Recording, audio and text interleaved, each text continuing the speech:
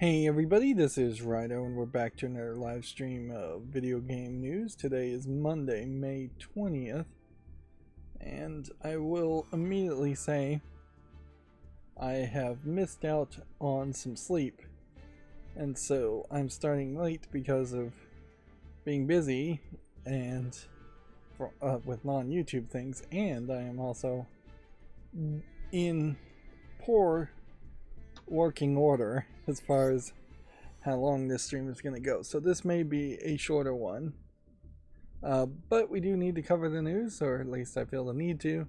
I say need a lot in my day-to-day life, and inherently you don't need to do much of anything depending on your definition, but yeah, generally saying you need to do something is a little bit more accepted than saying you want to do something, and I want to cover the news.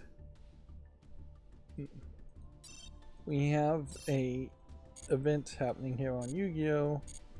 And I suspect it may be close to being over, if not completely over. No, the Limit 1 event has several more days. So if I just get lucky,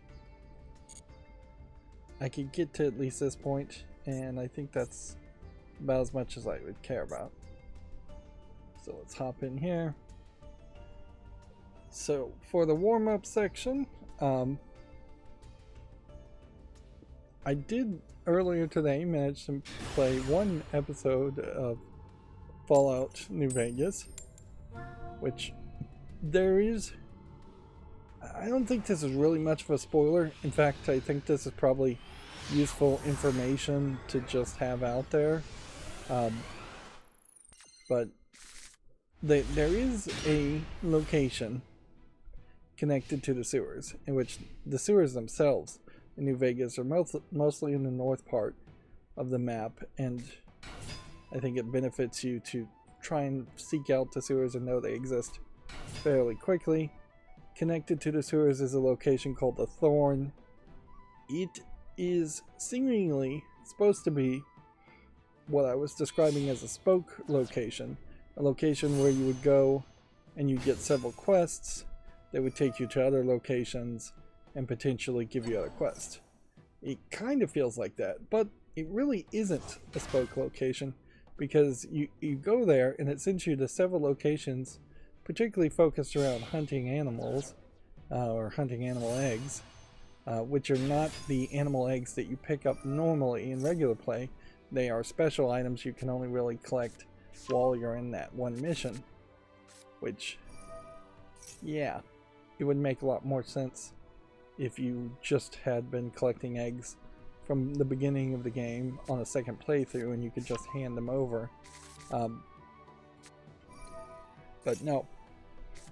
So it takes you to several locations to hunt animals, but those locations don't lead to actually going anywhere else. So it's not interconnecting any of those locations or any other quests. Where ideally you would want to have as many locations and as many quests take you to other locations to start other quests, and that way, even if you had an extremely open world, which is what Bethesda games want to do. Yes, I know Obsidian made New Vegas, or at least it's claimed Obsidian made New Vegas. They seem to have been under some tight ways of design that is very similar to the Fallout 3, which is what I'm comparing it to. I don't think Borderlands 1 was out when New Vegas came out. Even if it was, it probably wouldn't have been out long enough. But boy does... even knowing that Borderlands 1 is a very different, much more linear, very light on the RPG element, run and gun shooter, I definitely feel like Borderlands 1 fixed many problems with the way you play Fallout games. There's just, on one hand, there's not enough shooting, there's not enough action, it just doesn't feel like a video game. on the other hand, it's also not that open world by even standards of its time. You're very limited in what you can do, and the karma system doesn't always make sense.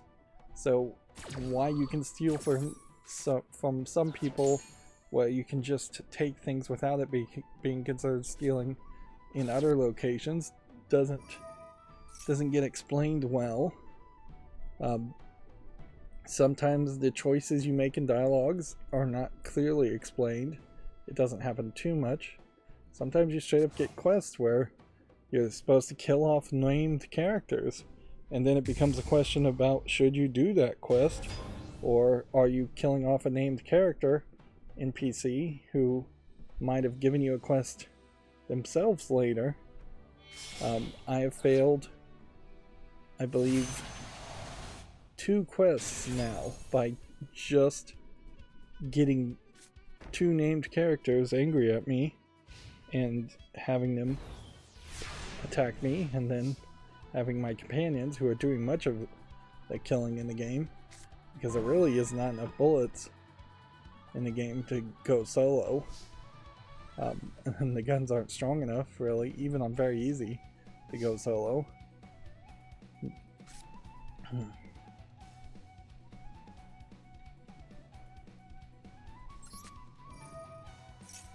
So, yeah. I might as well potentially give up after this turn. This card, I know, is very strong. And so unless I have a way of getting rid of that card, I suspect I'm doomed. And the Tear Laments card, in general, tends to be very strong. So the entirety of the slightly less than 2-hour episode I made this morning was around just wandering around, hunting animals, and picking up a lot of junk and dropping off junk at the one housing location.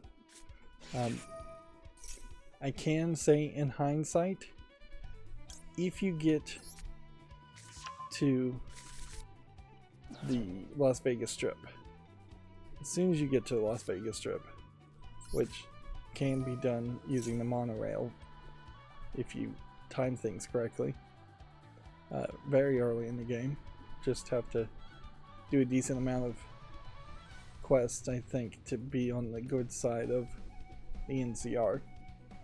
But yeah, if you get that, you will immediately be asked to talk to Mr. House. You should do it.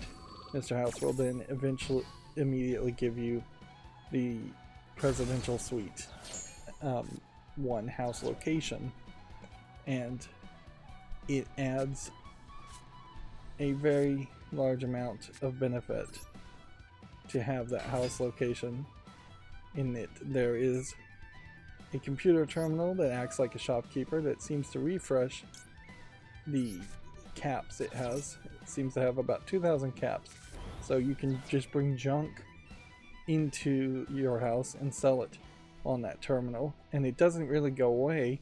It is just going to permanently be in the terminal, but you would have to pay back for it, which is not a big deal.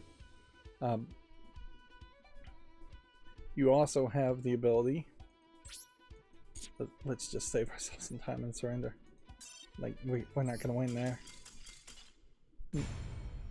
You also have the ability to dismiss companions to go back to the room. So anytime you find a companion, which would be another recommendation, is try to find a companion fairly early. Know that there is 2 types of companions. One is robots / dogs / robot dogs. So kind of like non-speaking animal companions. And then there's a slot for human companions. So go for both of those as early as you can get them. I do think it might make a lot of sense to have a 9 or 10 luck, probably a 9 at the very beginning of the game, and a 9 or 10 intelligence at the very beginning of the game.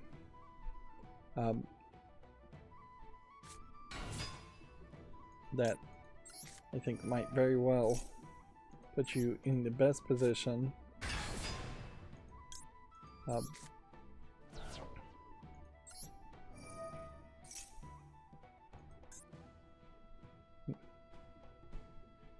what is this doing?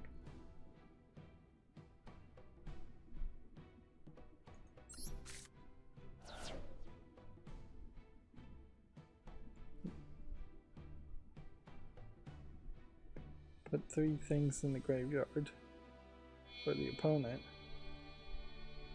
I think I may have helped him doing that, but maybe not.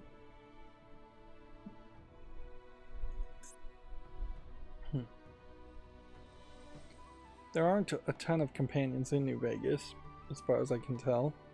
I'd say there's roughly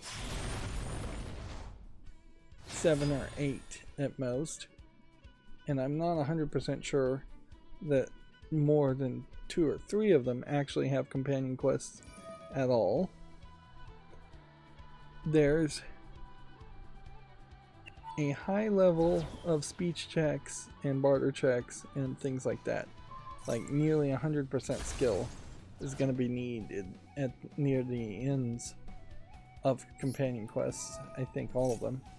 So you really shouldn't engage too much with those quests until you've done most, if not all, of the main story. And in retrospect, the main story definitely has to do more with playing all sides and being friendly to every side, or choosing to kill everybody. Sometimes, particularly on the strip, you'll be dealing with some shady characters, and you either are going to just have to kill them all, or, which will give you probably boring endings and less XP, or pretend like you're on their side. And getting on the bad side of Kaiser or Caesar's Legion is a mistake early in the game. It is a mistake that gets kind of corrected about halfway as you move the main story forward. You will be forgiven all your previous crimes and then invited to go and talk to him. There is definitely a move to do that.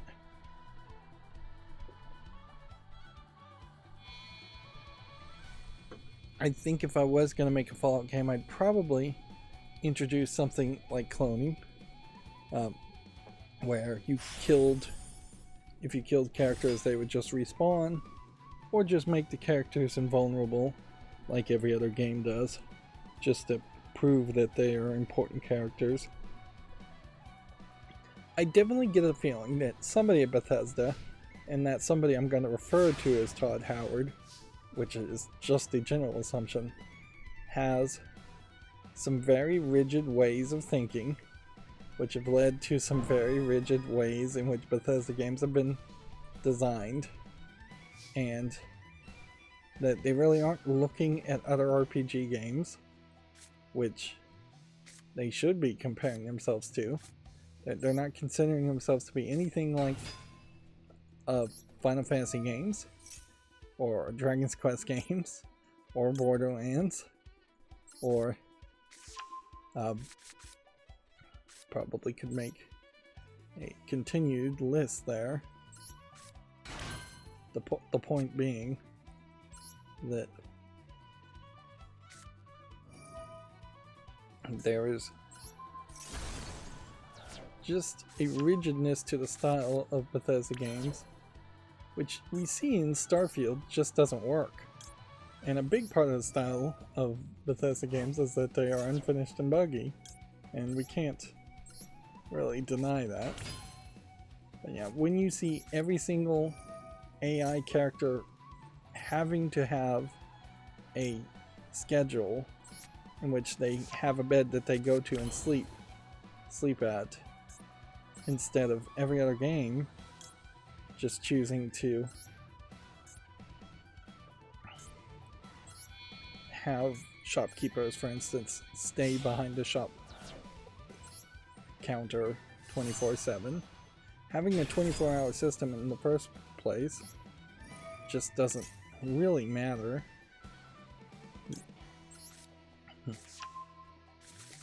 Like demanding that every single room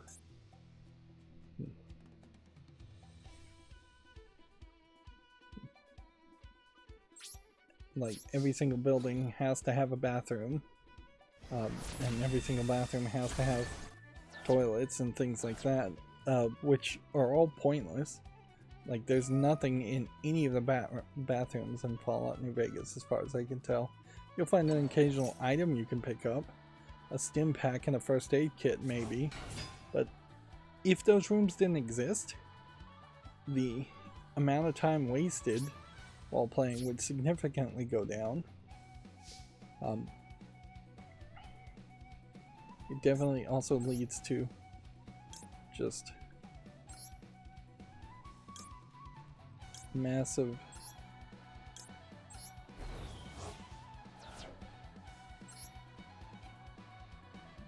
repetitiveness and redundancy.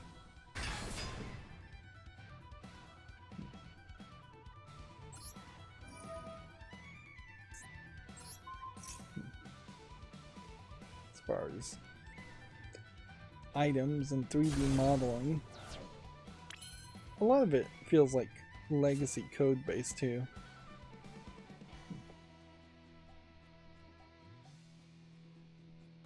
Like, it definitely feels like pool balls, pool cues, irons, toasters, a lot of vendor trash that shows up in Fallout New Vegas is just the exact same decorative vendor trash that showed up in Fallout 3. But even in that, none of that items makes any sense.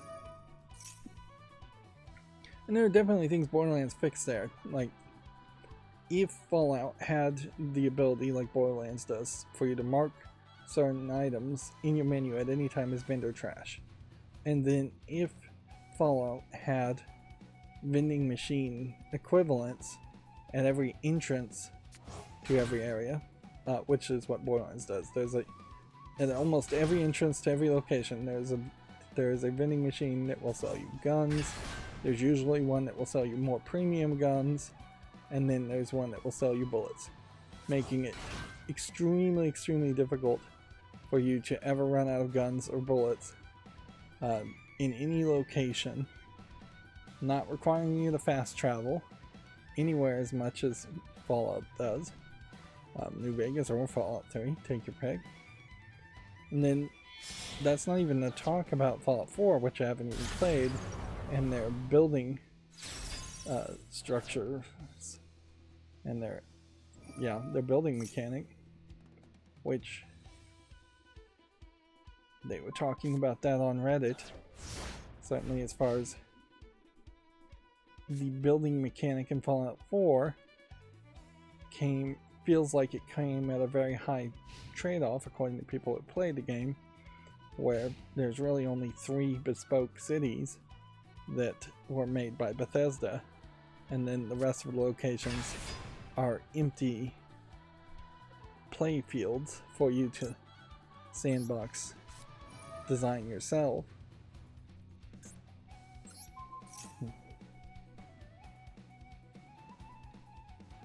So yeah, I feel like I'm probably 80 hours into Fallout New Vegas, and I just don't know why people sing its praise so much.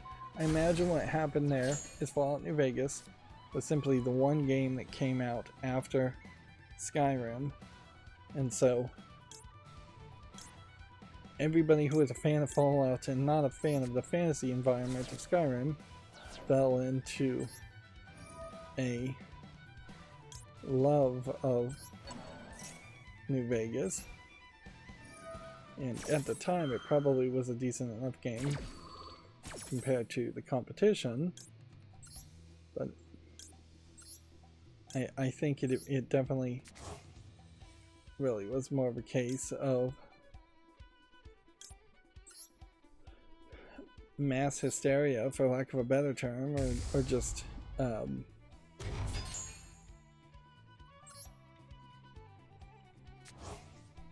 craziness, that might be the other term to use, where people started to create unrealistic reception of Fallout New Vegas compared to what it really was. Yeah, hero worship of the game, effectively. And we certainly see that with the whole God Howard nickname and the rabid fan base at those times. And we've certainly seen that in other sub-fandoms of video games.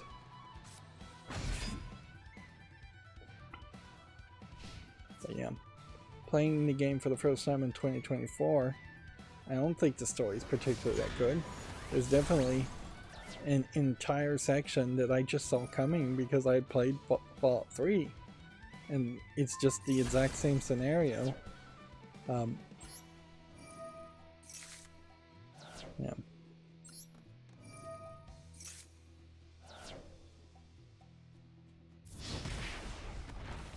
And I would say some of the Obsidian changes as far as how guns work and haven't changed anything to make it any better or different. I don't think Obsidian was really allowed to commit to the changes they wanted to do, because there's a survival cooking mechanic and a bullet reloading mechanic, and neither of those abilities are built into your custom house. The only abilities in the custom house are the abilities that you would have in Fallout 3.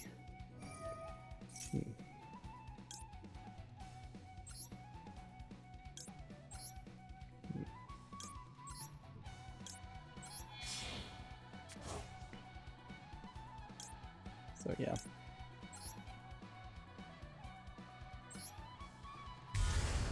Yeah, I just don't think the story is really that great. I don't think the encounters are that great. I think specifically the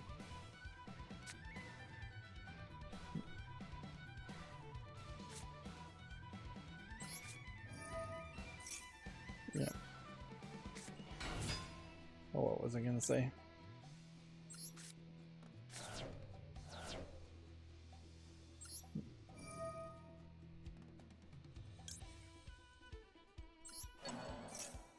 Yeah, the locations are very boring, I think.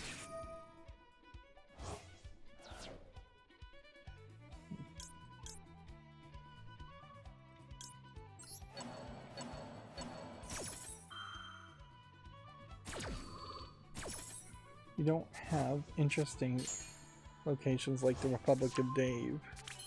You don't have enough enemies, human or animals, throughout the overworld in New Vegas. There's a lot of empty area. So much empty area, I do really wonder if there wasn't a plan to give you either a horse or a motorcycle in New Vegas. That would explain a lot.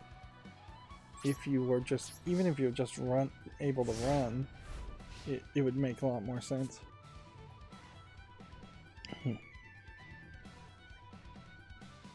And yeah, I guess I'll leave it at that. The game, I'm often describing the game as unfinished, which is probably not a fair description of New Vegas, although it does crash quite a lot. Isn't that all Gamebryo Bethesda style games? But it feels unfinished because it just feels like there was an intention there, at least originally, to have a lot more caves, a lot more dungeons, a lot more people who were important, a lot more quests. It makes me heavily suspect that Obsidian, as a second party developer, may have written some very interesting stories or some interesting designed some interesting cities, and all of that may have been put in Fallout 3, and Fallout New Vegas may just be what was left over. I'm doing a lot of things here, but not sure if any of it's leading to an actual victory.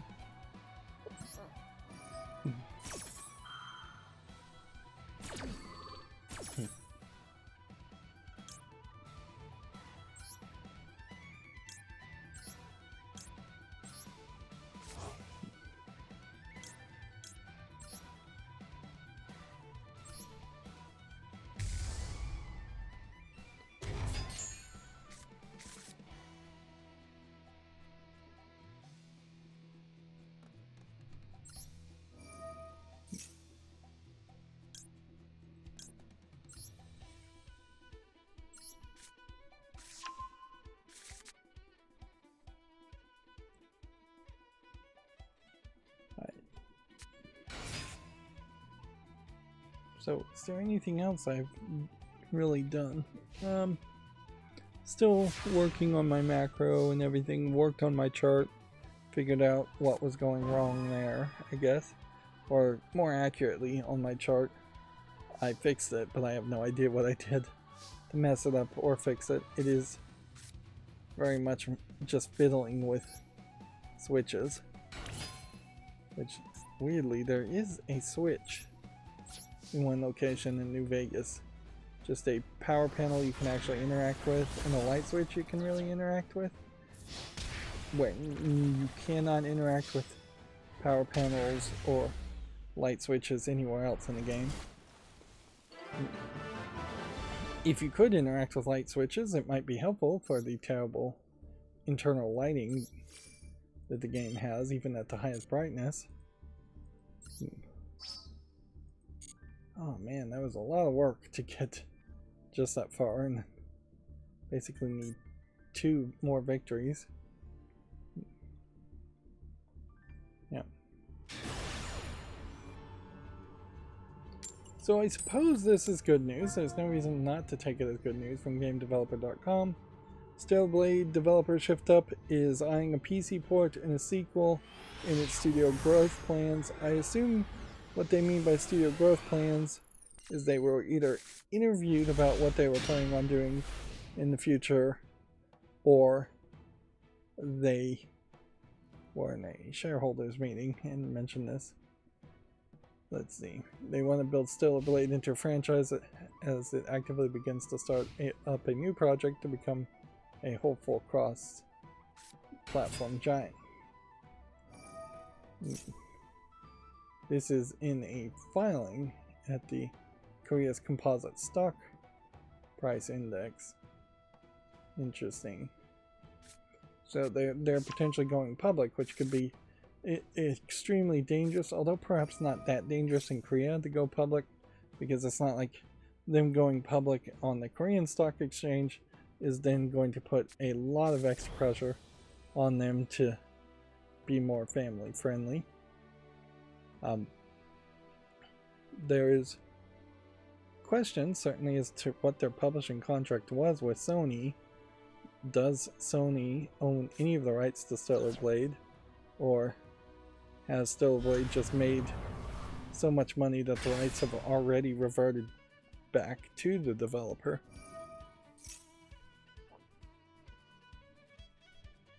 Or was it negotiated in such a way that the rights were never in Sony's hand in the first place? It's worth mentioning that there is another side of Sony to consider, other than just Sony Interactive Entertainment, the PlayStation division being censorious, in that Sony also bought Funimation and has shut it down. They bought it a few years ago. They bought Crunchyroll, and they are still running it, but pretty poorly. And they bought the rightstuff.com website and turned it into the Crunchy web store, which seems, from what I hear, to be less and less interested in actually selling physical media and discs. So there is definitely a overall Sony corporation. The main Sony corporation has this movement in that they're, even though Sony basically invented Blu-ray and DVD and definitely popularized it with the PlayStation 2, they are probably from the perspective thinking that piracy is still too high for anime, and thus they just want to kill physical media. But then also they kind of don't care about streaming either, or actually profiting off of some of their content. When they bought therightstuff.com, they basically destroyed all the adult anime, the for mature or adults only type anime, and didn't focus on that. So the small amount of that Sony Interactive has done on video games is really just the beginning wave of a war that Sony as a main company has been fighting in the anime sector. And certainly it was much easier for them to buy out most of the Western publishers and distributors of anime and control it, because that was a very niche audience. It was a very anti-censorship audience, but it was also a very weak audience in the sense that there's just not enough normal people buying things for Sony to have been ever dependent on Blu-ray sales. Most anime never made it to Blu-ray. A lot of anime never makes it even to DVD in full, or makes it to the West. But yeah. So there is definitely just something to take from that Sony has been very much about controlling what people can buy and trying to get rid of what people can buy. So that only makes it more confusing that they would have ever funded Stellar Blade in the first place, and even less unsurprising that immediately, day one, after saying there would be no censorship, Sony censors Stellar Blade and loses a significant amount of their audience. So it is nice that we see Shift Up hoping for a future here, but I don't know if they can do it with Stellar Blade. I think they lost too much of their audience. I won't say all by any means. I think they lost too much of their audience to make a sequel. Like, while I might play Stellar Blade on PC if it was cheap, I definitely am not going to rush to play Stellar Blade on day one now. And if they were going to announce a sequel, I would have to assume that there might be some censorship, even if Sony is not really involved. And personally, I feel like Stellar Blade should not be a franchise. Instead, they should make a new project, make new characters, move forward, and try again with a different series. Like, Stellar Blade, from the outside looking in, looks a little bit too much like Nier Automata. It definitely feels like it was inspired by that. And so, I think I would like to see them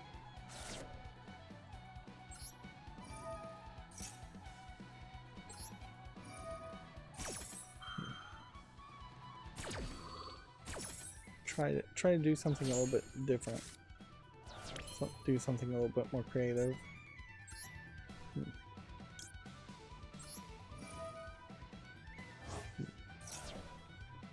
And certainly I am also somewhat concerned around the idea of them going public.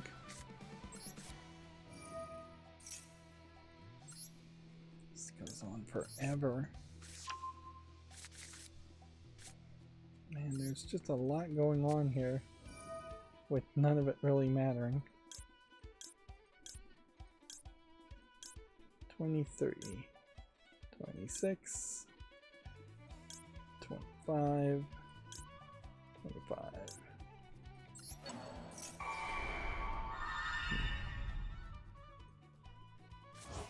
Interesting that Monster Reborn can only put this in these fields.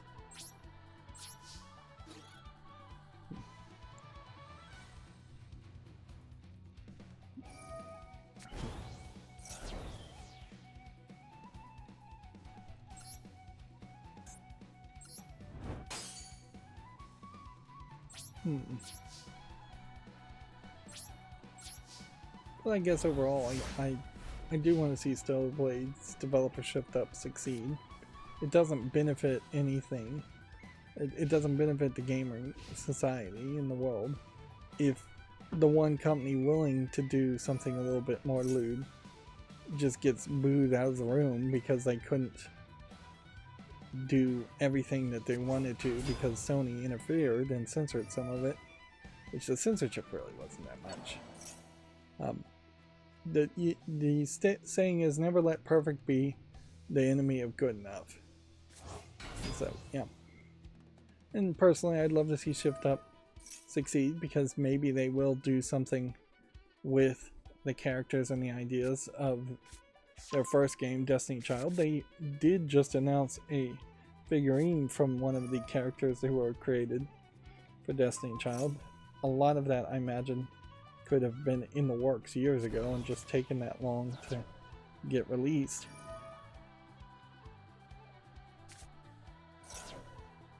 The characters and general story of Destiny Child could be used in any new game that would be better than the gacha game that it was.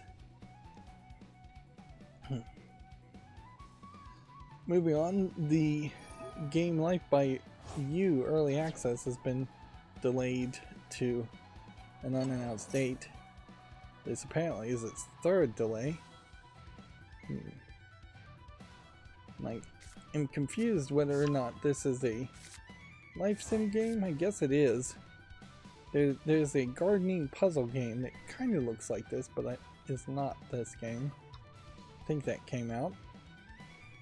GameDeveloper.com has a listicle article here. Find your voice, how to target press and influencers for your game, which yeah, definitely highlights where any game developer, any game publisher is going to focus. And it does certainly make sense to do that compared to paying $100 and listing your game on Steam with no press and no advertising at all. The subheadlines we'll jump through here is identify what makes your game special. That would eliminate at least half of all the games that get listed on Steam on a daily basis. If you can't, even as the game developer, say your game is special, then you probably shouldn't have made it in the first place. And so this is a good thought to have even before you start making a game. Create a media kit. They used to call that a press packet, I think, but same idea.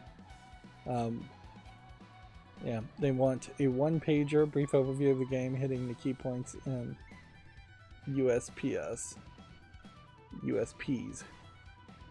Upsell points, I would assume.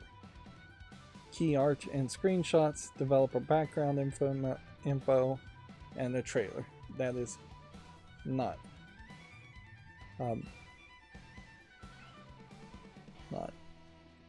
off of what I would expect. They have a link to a press kit site, so let's look at that. Research your targets, not a terrible idea.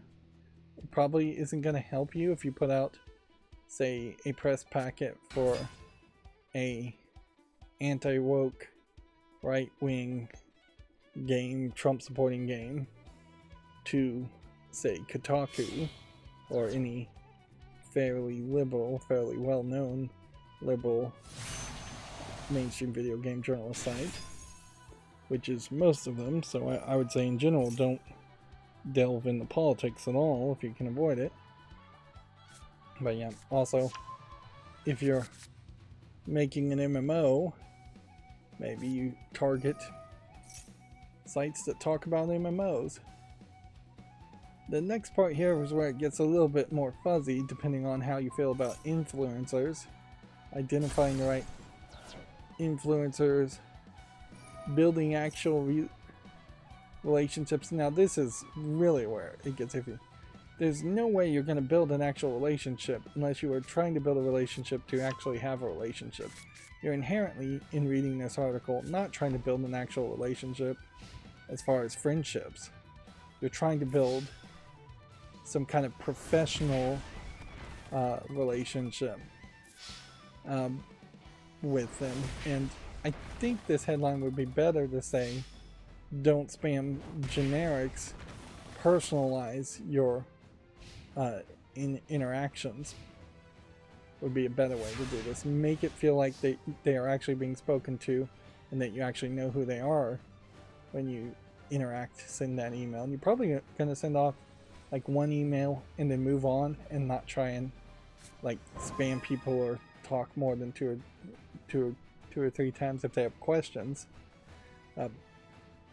Inherently, this is the problem with mainstream video game journalists too, is that if GameDeveloper.com, as a mainstream video game journalist site, is saying that they want an actual relationship with game publishers and game developers, that's wrong. You shouldn't have a relationship. You should have a very split, cold, unemotional connection to it, where it is very much just the facts, ma'am. I think we've probably lost here.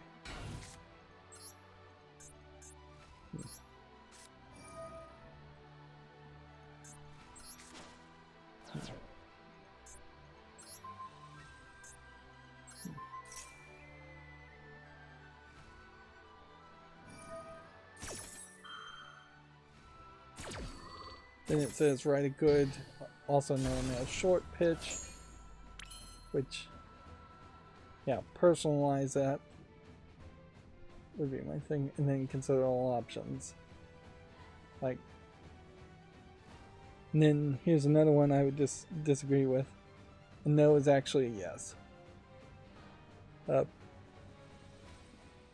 Perhaps what it would be better to phrase it as is a no is still success or is still progress.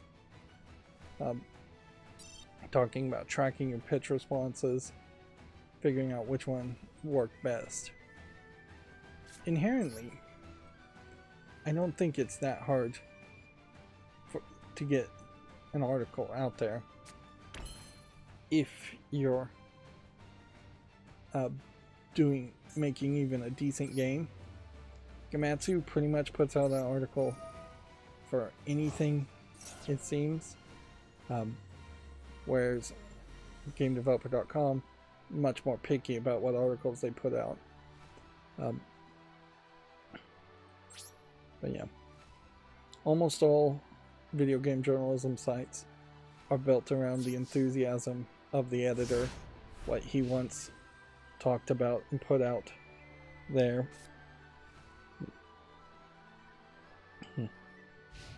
But that has to be, that thought has to be balanced with the fact that the mainstream video game journal sites are also desperate for content. So they will almost certainly write an article or rewrite your pitch very lazily.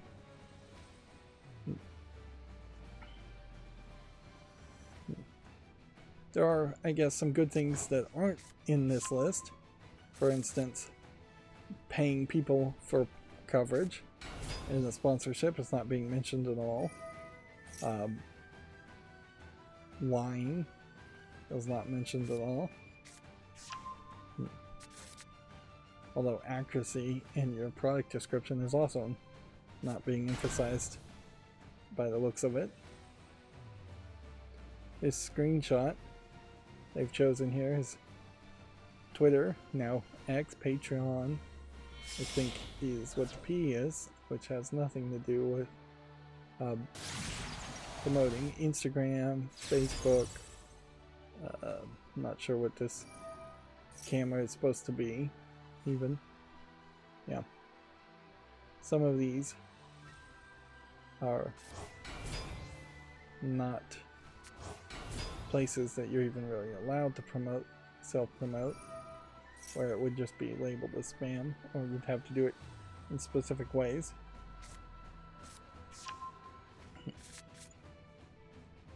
Yeah.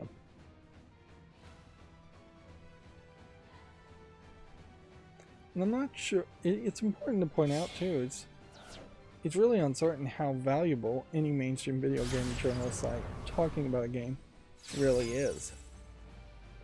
Yeah. Compared to just getting your game wishlisted and purchased in the first few days on Steam, or creating your own fandom of loyal actual gamers ready to wishlist and buy the game on day one. Like, that is way more valuable than Kotaku talking about your game.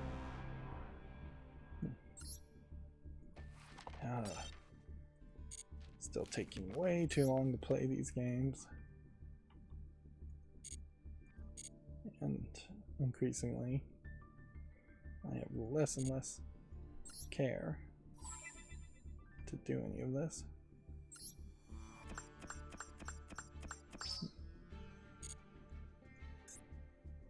So we need to activate another trap card, and plenty of festival stuff still to do. Win 5 more games. Duel 18 more times. So here we have the press kit and info plus assets for several games. Let's see, none of these I really know, so let's go with Hello Kitty. That's the biggest name. Let's see what that is. It is just a Google Drive link. And there's nothing here. And it's good. Google Drive link. Interesting. Let's try Cookie Cutter.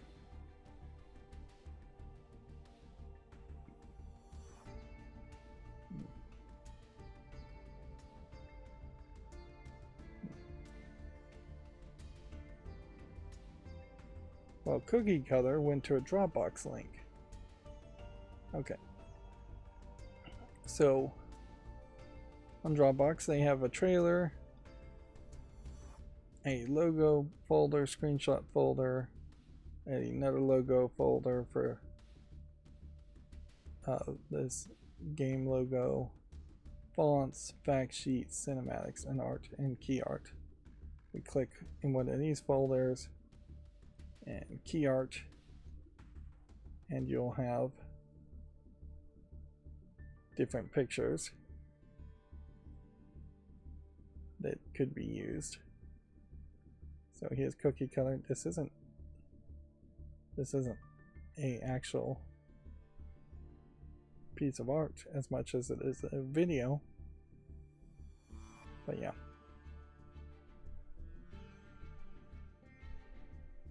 That's basically what you would want to do always, is have a just open to the public, really, links. I noticed I didn't have to log in even to Dropbox to see those images. Minecraft's still celebrating 15 years. They now have a free 15-year anniversary map available that seems to be like a map where you walk around and see some of the major things that have happened to improve that. They're also doing a sweepstakes, giving away one $500 gift card with 4 runner-ups of $100, which I would assume this is in-game purchases of Minecraft. So if you were to win even $100 in-game purchases, in-game credit, that would be kind of crazy. Although they're actually saying dollars, so maybe there's some legality there where that really would just be US dollars. Also promoting merchandise. So, yep, still promoting things. They have something they're giving away for TikTok, a diamond helmet profile frame.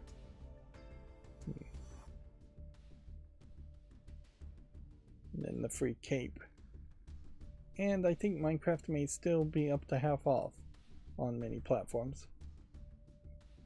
Speaking of platforms, I did hear that it is incredibly difficult to run RetroArch on an Apple TV.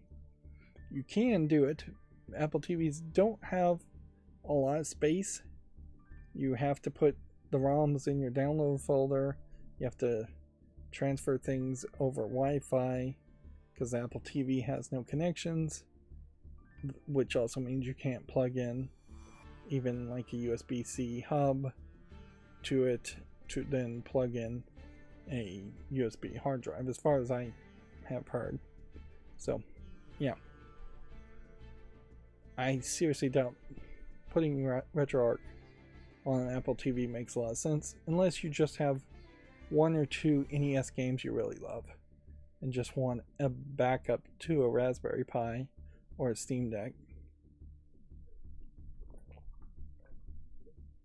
At a certain level, I can't even really suggest a Steam Deck without also admitting that it's going to take a lot of setup on a Steam Deck to get it set up to have all the ROMs and emulators you want. Also, speaking of platforms, we can see here from Video Games Chronicle, Tesla is dropping Steam support inside its new cars. It's believed that the current owners won't be affected. That's probably a good thing, but also, if you're a geek who still for some reason was super excited around Tesla cars, having that feature removed or not added does sound like it's gonna suck. Very rarely was there ever going to be a legitimate point in which you would have parked your car and then wanted to stay in your car and play video games. Yeah. You're never just going to be stuck behind a train or something for hours on end, or stuck in traffic for hours on end, which would probably be illegal to play games at that point. And you're not gonna like go camping and then play video games in your car. That would just defeat the point of camping. So yeah, I just don't really see a scenario there, unless you're homeless and have a Tesla and this is your computer. It is definitely something that feels like it was added just because Elon Musk wanted it added, versus more focus probably was needed just on every other aspect of developing a car. First and foremost, probably the radio itself would make more sense to focus on than putting Steam as an option. I also heard a story where a update to a Tesla told the person they can't open the doors while the update is happening, and it sat there for like 40 minutes trapped in the car as it was updating, which that is crazy that you wouldn't be able to open the doors while an update is happening. Why would it ever be programmed that way? Who would have thought that was a good idea? Probably the same person who thought having Steam in a Tesla. But take a step away from Tesla and just think about Steam in cars. Steam in cars as a concept does make sense. As much as a Steam Deck in the hands of a kid in the back seat makes sense. So if you had a whole car entertainment system and it was a sports utility vehicle or a fairly luxurious sedan that had monitors in the back for kids to play video games, that kind of makes sense. It's probably going to make people motion sick playing video games.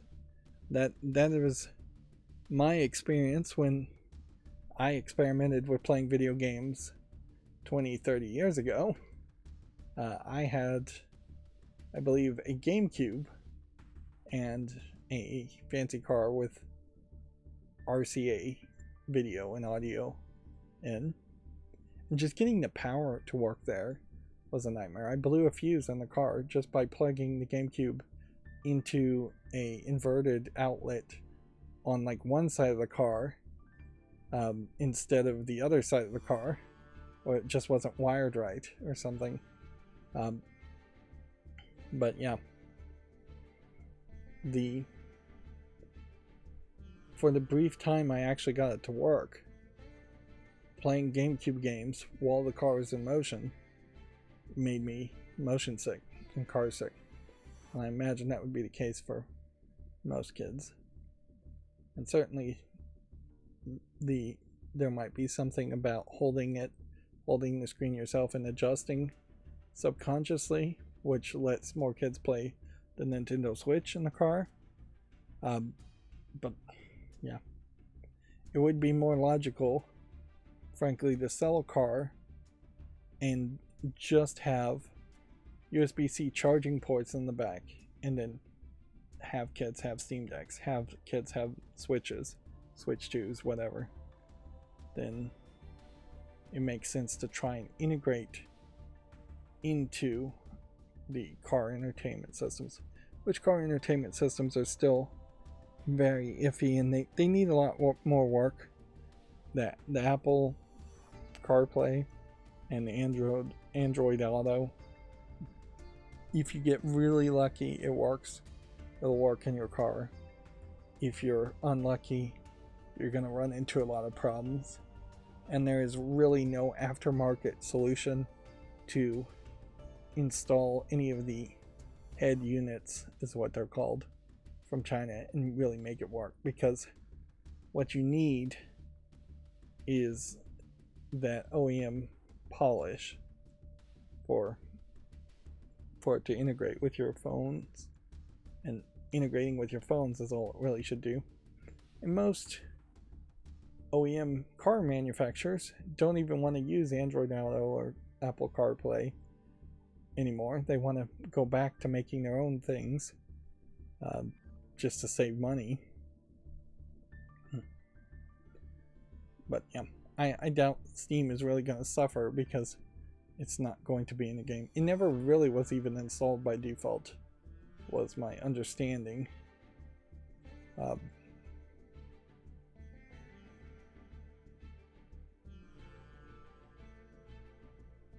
This might be a hint that the new computer chips are not going to be x86 based at all, are not going to be Windows based at all.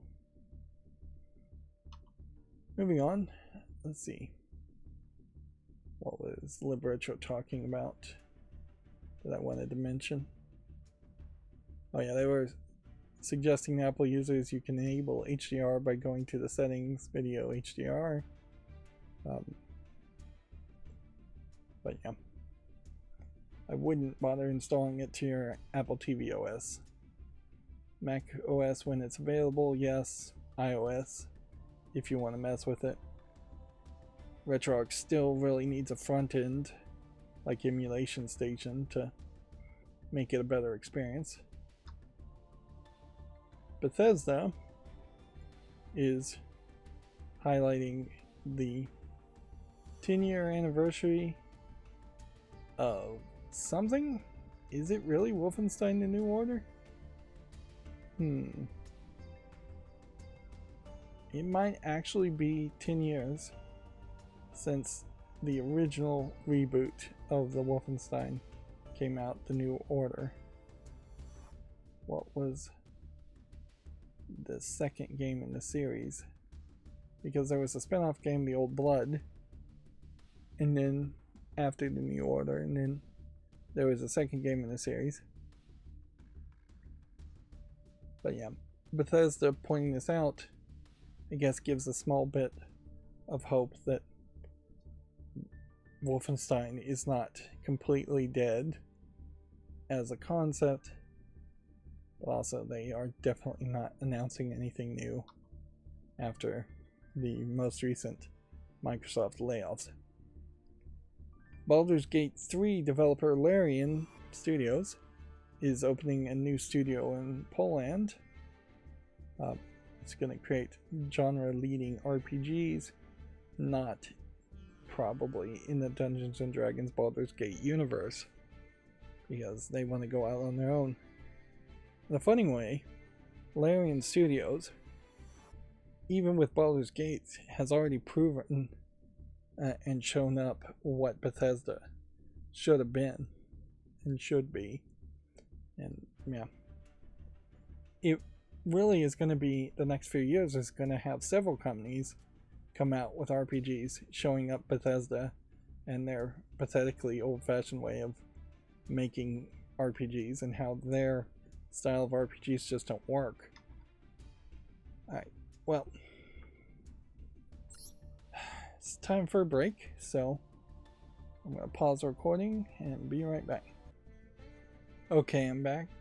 You know, at a certain level, if I just did pause these streams on the hour point every time and just forced an intermission every hour, at least things would be more structured at that point. It wouldn't be particularly consistent as far as what I was talking about, but it would force me to think more consistently about when am I gonna have to run to the bathroom.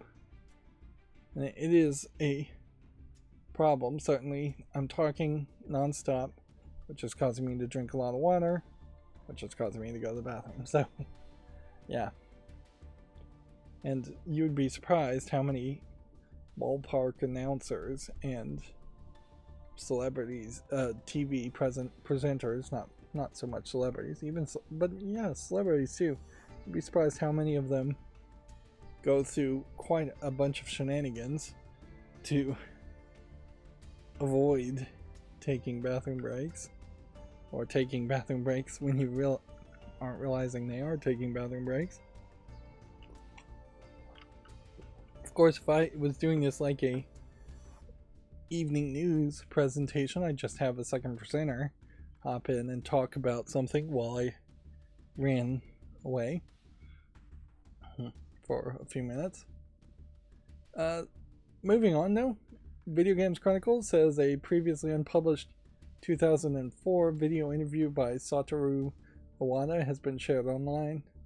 Iwata discusses the PSP, the Revolution, which would later be called the Wii, Miyamoto, and Yamauchi. Which I wouldn't be surprised if this is one of several videos that have been collected in part by the Video Game Preservation Society, in part by some other efforts online.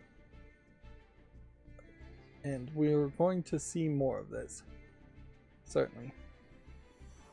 Now, there is a point here where this has high historical value, but there is also a point here where it has very low relevancy. Whatever he says now is 20 years out of date, or whatever he says in the video is 20 years out of date. He says nothing now because he's passed. But yeah. There is also an argument certainly to be mentioned, and I think we should remind ourselves as gamers, is that we want to play games. We don't want to worship or turn managers of video game companies into idols, as much as you might like Satoru Iwata from a distance and from what you've heard and seen about him. You probably haven't heard or seen too much about him or interacted with him ever in reality. And so, yeah. Much better to just move on and continue playing games than to potentially spend 30 minutes to an hour watching a video of an interview, which, if it had released any major bit of information, would have long since been reported on in much briefer forms. This is an interesting insight. We also have where Masahiro Sakurai once refused to add Dolby Surround to a Kirby game because players had to sit through the logo, Dolby Surround. used to require that. I'm not sure Dolby really requires it now as part of their license at all. Yeah, that is a fairly antiquated thought. And Nintendo games definitely have always had the advantage of not being disc-based, so they would load instantaneously. Really, the Switch games are about the only games that have loads, and they hide them very well, usually in their development, so you won't see them. But yeah. Even today, if you use Unity on the free license, you have to put Unity at the beginning of games. Plenty of other softwares used to have that happen, but more and more, thank goodness, we have moved to the idea of you maybe press start and then you're just brought directly into the game. You're not seeing credits, you're not seeing logos. If you do see credits and logos, they are either optional from the main menu when you pause to the main menu, or they are shown at the credits at the end of the game. And this is kind of a great example of where greed can get in the way of just good business decisions on Dolby's side, where they would prefer or think that they get more value by forcing a video game, which they very well probably would have given an exception had they asked. But generally, Dolby more interested in promoting its own self and Dolby, which they did a very good job promoting Dolby surround sound. Like,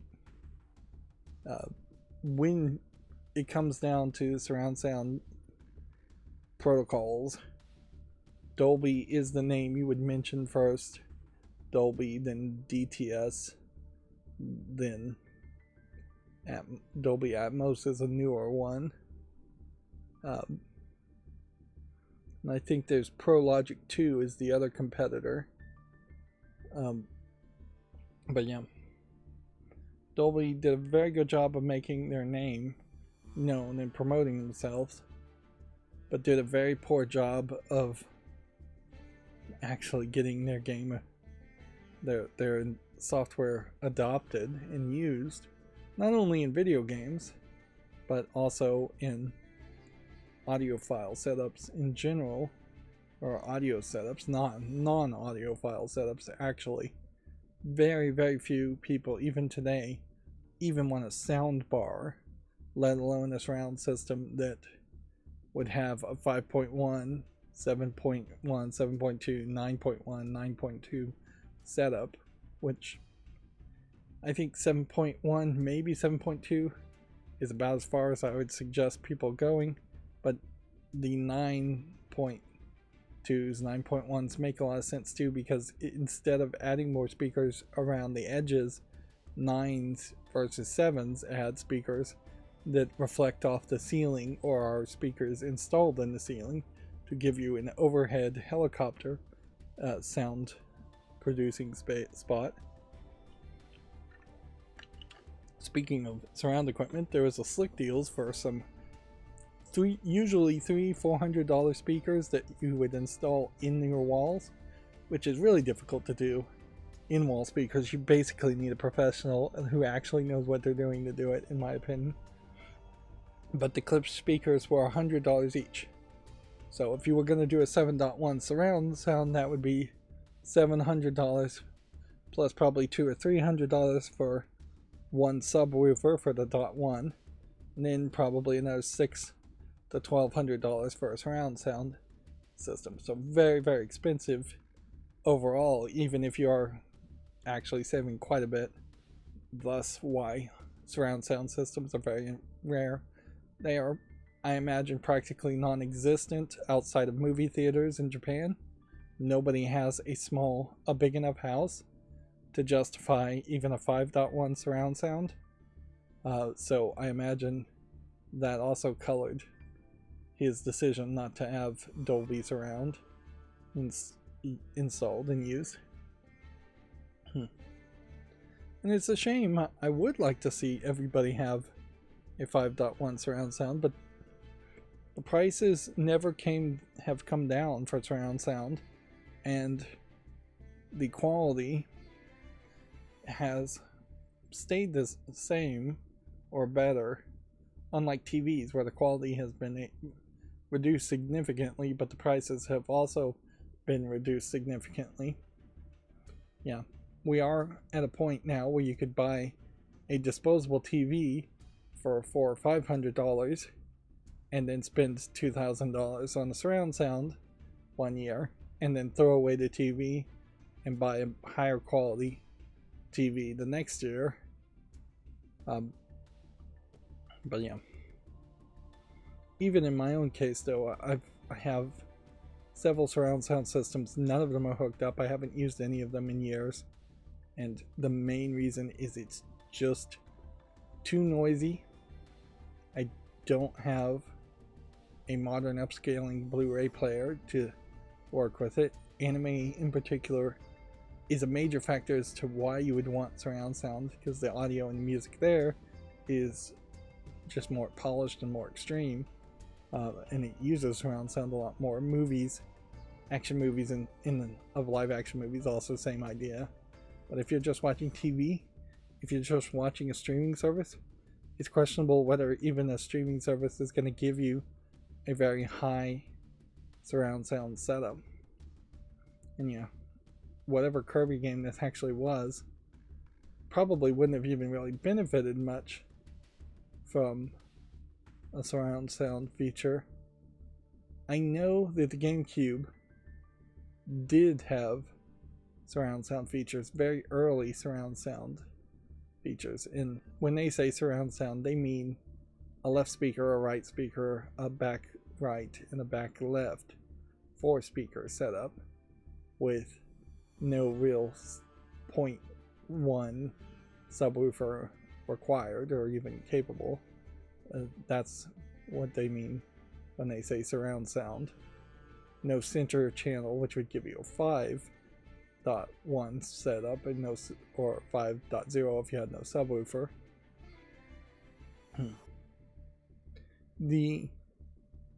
And this was Kirby Air Ride, so yeah, probably wouldn't have mattered too much, although it might have sounded a little bit better.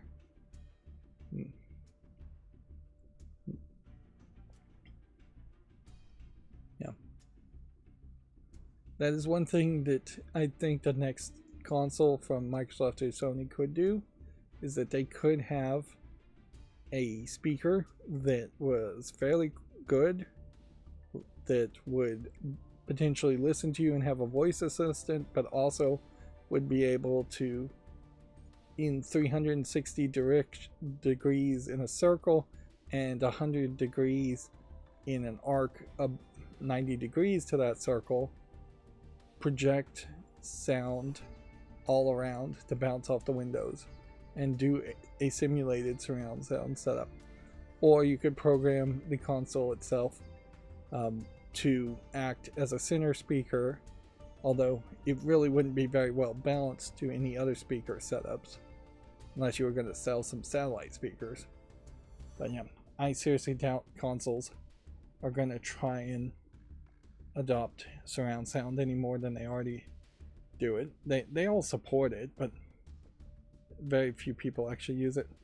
More people would prefer just being able to connect Apple AirPods over Bluetooth, an incredibly poor quality connection in contrast, so that they could be in silence playing Call of Duty instead of being surrounded by noise playing Call of Duty. Moving on, it has been claimed here that Xbox is going to make changes to the Xbox Game Pass model when it has Call of Duty. Let's see what the changes are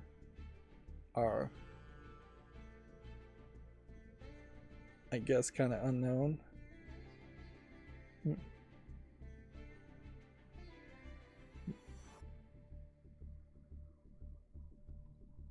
And it's kind of pointless to just like speculate.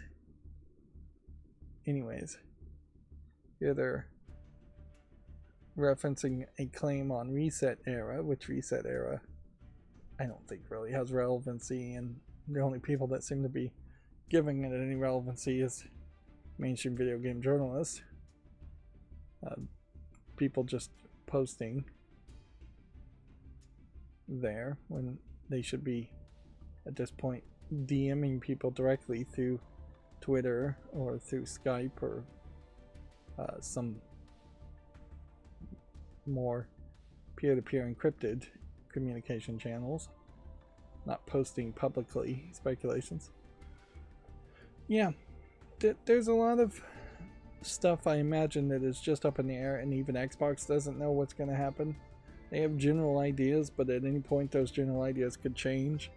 As far as, yes, they want Call of Duty on the Game Pass, but at that point that the next Call of Duty game gets released, maybe Game Pass is going to be a completely different thing.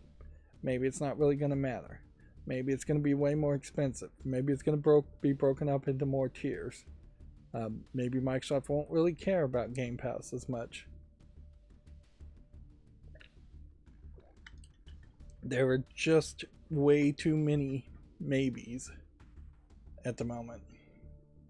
And it is absolutely a waste of any gamer's time to actually care. Personally, let me throw out, also, I think it's a waste of players' times to even care about Call of Duty and play that game. I think when you talk about things like Destiny 2, Call of Duty, Halo, I think these games as service games that are designed to suck you in and have you spend all of your money, all of your time, have been some of the worst things to ever happen to the gaming industry. And individually, I think they're the worst things that can happen to a gamer. You're not playing great games, you're not playing a wide variety of games, you're not finishing games because the games can't be finished. If you enjoy it, whatever, to each their own, sure. But I would say, ask yourself, are you really enjoying it? After everything that's happened, so many changes, so many bait and switches, are you really enjoying it? Or are you just trapped in Stockholm Syndrome with these kinds of games? And yep, there are other things you could be playing instead. More interesting things, I'm sure.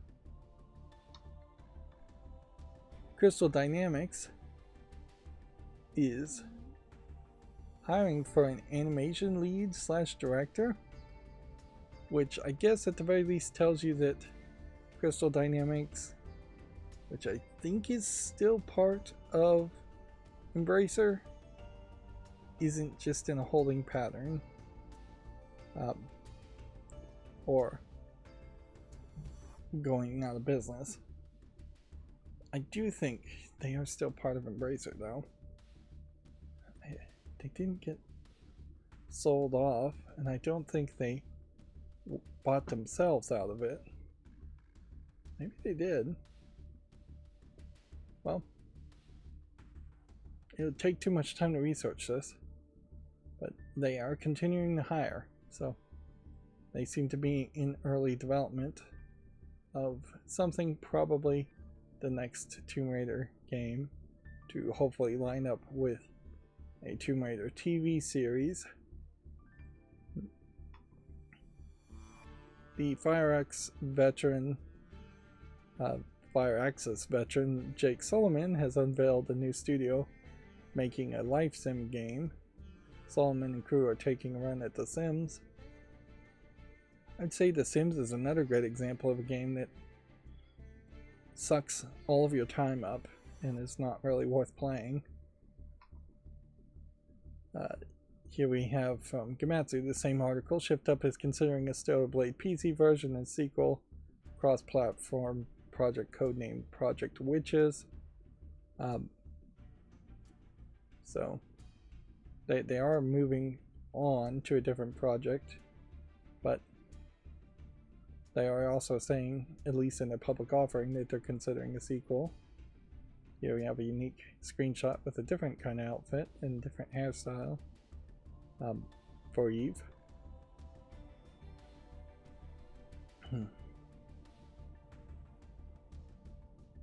I keep thinking every time there is an article about Stellar Blade that that's got to be the last article we're ever going to hear about Stellar Blade, but Shift Up, I guess, is doing what's wise for a company. They had a major success.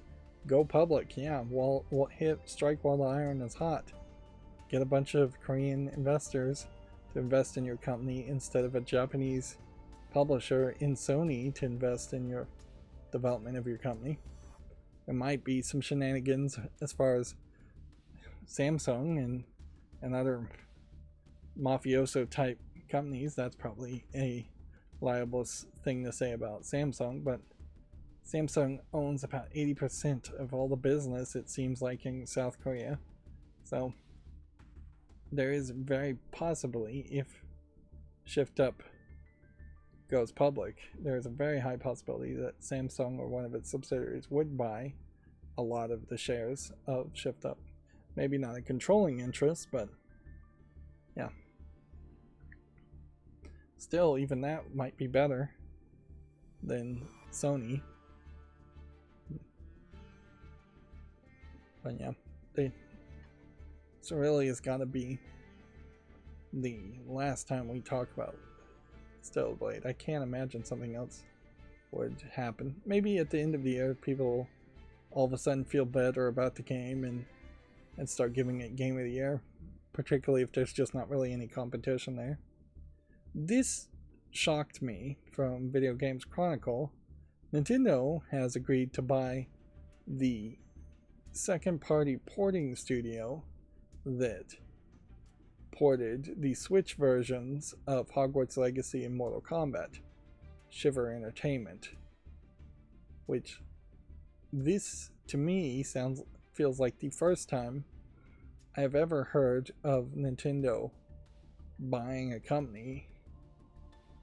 Maybe they bought like Hudson decades ago. And this might very well be an indication that that the new Japanese president of Nintendo is willing to just do something different than what the old president would have done, which would have been, no, we don't buy companies, we just hire them and make them second party developers and then pretend like we made the games ourselves. This is further complicated as a situation in that Shiver Entertainment is currently owned by Embracer Groups, so it may very well be a case that Nintendo just got a sweet deal. And certainly Nintendo could benefit by having more competent and just more programmers in general, and porters. But I also heavily suspect that Shiver Entertainment is not a Japanese company, not set in Japan, and very quickly I think Nintendo will find that they can't just 100% boss around Shiver Entertainment and expect Shiver Entertainment employees to overwork themselves to death the way Japanese employees do. And so I wouldn't be surprised if Shiver Entertainment falls apart and gets shuttered within 5 years. But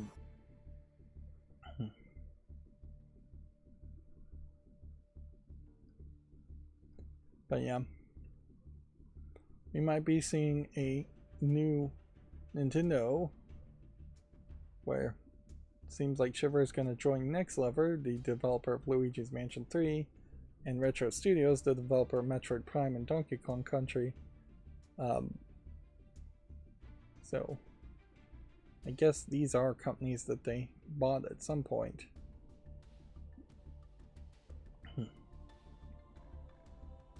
But almost certainly, I would suspect Nintendo of Japan is never going to let any of these North American studios make any game they actually care about. Metroid Prime is not something that Nintendo of Japan cares about. Luigi's Mansion 3, not something they really care about. And certainly I would be iffy buying a company that's only known for porting games. That being said, Nintendo is probably the one company that needs some expertise in porting games, because they have a lot of old games on a lot of old consoles that could be ported instead of just emulated, and might run better if that did happen that way. Embracer Group. Here you can see the logo of Shiver Entertainment having sharks, really not matching the Nintendo logo at all, which is just a generic Nintendo registered trademark.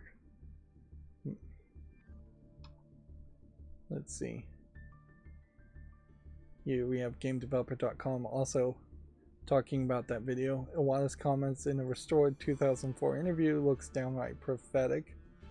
2 years into being Nintendo's global president, Iwata looks ahead to the company's strategy with the Nintendo Wii and DS and its console competition.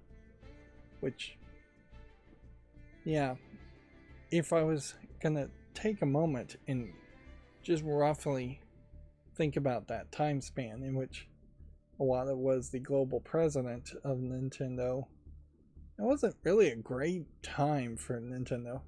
It was an amazingly successful time for the Nintendo Wii, which almost certainly had already been in development before he became president, so he got lucky there.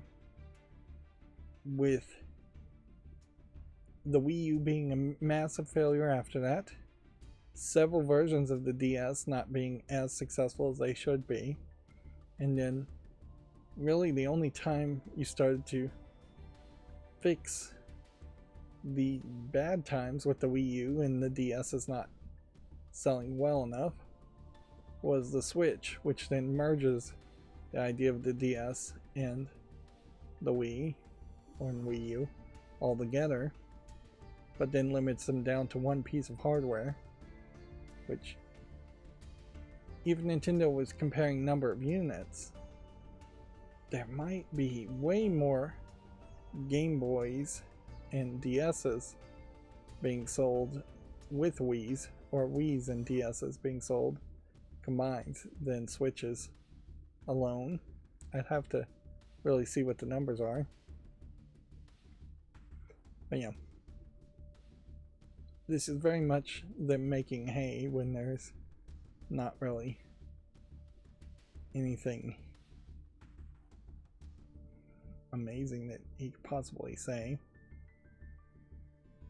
And it's not like anything that Nintendo did during his time was that ingenious.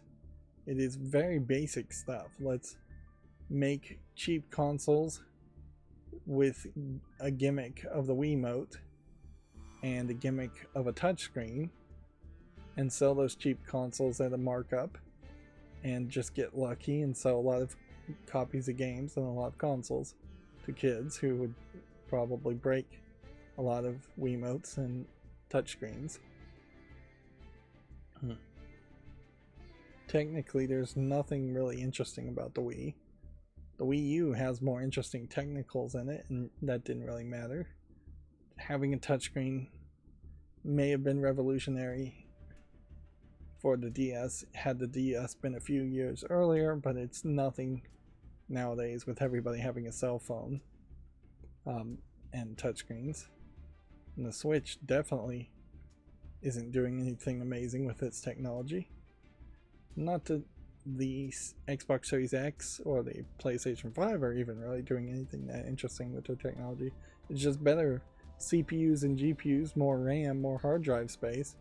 That's all anybody really wants these days. Gimmicks don't matter to me. Now, I am surprised, and I really would like to know why Xbox has such a strong support for Ninja Theory in particular. But reportedly Xbox has already greenlit Ninja Theory's next game, So theoretically, they are not at the threat of closure as part of mass layoffs, it's being claimed, which is kind of a dumb thing to claim because you're downright just challenging the Microsoft to prove you wrong and lay off people. I was not a fan of Hellblade 1. I'm going to wait and listen to reviews of Hellblade 2. I think the cinematic approach that Hellblade 1 attempted to go from is downright lazy in a video game format. And while it visually looks really good, and maybe that's what Xbox loves about it, is that they are pushing the way forward for really interesting trailer videos that Microsoft can use to promote themselves. They are failing to even have basic gameplay mechanics that you would expect in line with those visuals.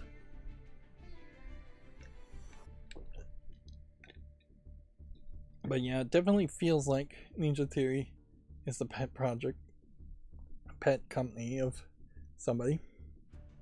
Meanwhile, if you move backwards at each of these games that have been presented by Ninja Theory, Devil May Cry DMC, this was just called DMC, was way more ambitious and way more of a video game, but has the problem of being, I believe, a Capcom license. So Ninja Theory would have to get very lucky with Microsoft to negotiate some kind of license to continue doing anything with Devil May Cry, and I just don't think they would do that. It's either a Konami or Capcom license. Either way, they have already gone and made a different sequel to the original series instead of this reboot attempt of Devil May Cry. And then Enslaved Odyssey to the West, based on the Monkey King, loosely based on the Monkey King, was kind of an interesting game, but it kind of was unfinished and it didn't sell well, and nobody's gonna make a sequel. You could probably make a remake of this. I don't think licensing would be too hard on this one. It'd probably be a lot more difficult to remake DMC than it would be to remaster or remake Enslaved Odyssey to the West. Remaster DMC, which is probably all you would need to do. And then Heavenly Sword is, I believe, still in part owned by Sony as a publisher. Either that, or there's just some other reason why they have never bothered to port Heavenly Sword to any Xbox console or PC. Heavenly Sword as a game I found fairly interesting, although its gameplay mechanics were kind of rough with its different sword stances and button mashing. But visually it was very interesting. They made like an animated movie based on it too. So there's definitely more enthusiasm in my mind if they were to port this to PC. So,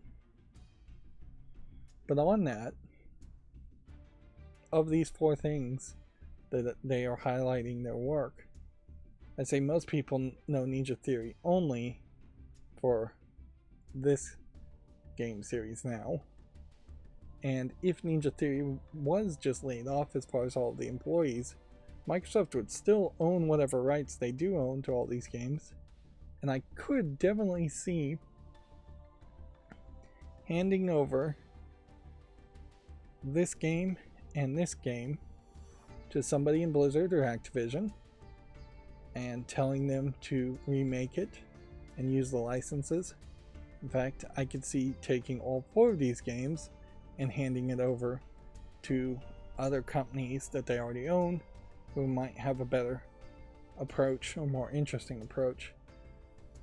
And yeah, there is no safety obviously in video game world. There is an active approach here. I wouldn't be surprised if in reality there have been some consultancy groups that have totally told most companies in the game industry to lay off people as a way of avoiding unionization or avoiding paying higher salaries to more senior employees. And that might very well be the reason why we see so many layoffs happen at the same time. I just watched a video talking about one of these consultancy groups called Kinsey, that would likely be one of the kind of companies that would contract out and be contracted out to give advice to CEOs or justifications to CEOs as to why they should lay off people all at the same time.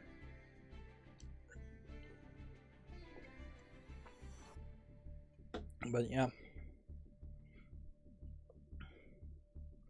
if anything, I would say for Ninja Theory, instead of them making their next game, I would probably say Ninja Theory obviously is a pet project of somebody. Let's just make it an animation studio and give up on the video game aspect completely. You've mostly done that already. So why don't we just make you be in charge of making all the cutscenes for multiple studios, since you enjoy doing that, obviously. And then they could just be the in-house animator for like the new Fable game and for the next Call of Duty games. And they could just be the place, the go-to place to make animations. And their animations could just run on a separate engine and a separate code for cutscenes. Like that seems like that would be a decent way to best use their current talents. And current talents is an important phrase to say here as I ramble on, in that people making Hellblade now just don't feel like the same people that made DMC, and they don't feel like the same people that made Enslaved Odyssey to the West, and they don't feel like the same people that made Heavenly Sword. Even if they are the same people, it feels like they've changed their attitude, changed their skill set, changed their focus. Like these 4 games feel like they would have all been made by a completely different group of people. Even the animation style here feels oddly different between several games. Let's see, what were we talking about? Koei Tecmo. Here. Neo on sale. And Atelier Anniversary Sale is happening. So the remake of Atelier Marie is 40% off. And what game is this? Nelki the Legendary Alchemist, Ateliers of the New World. That might be one of the first games at 67% off. Yeah. I did get some more information about that new Assassin's Creed game that was announced. Apparently the African samurai character is a real person, a slave bought by Nobunaga. The lady ninja, which would be a kunoichi, not called ninja, totally made up character. But yeah, apparently that story of a black samurai has been told several times, relatively recently. So some historical accuracy there. Does that really matter much? No. Like every other Assassin's Creed game is mostly just had you played as a made-up character who maybe ran into somebody famous in a couple of missions. It's kind of weird to have one of 2 playable characters be actually a historical person.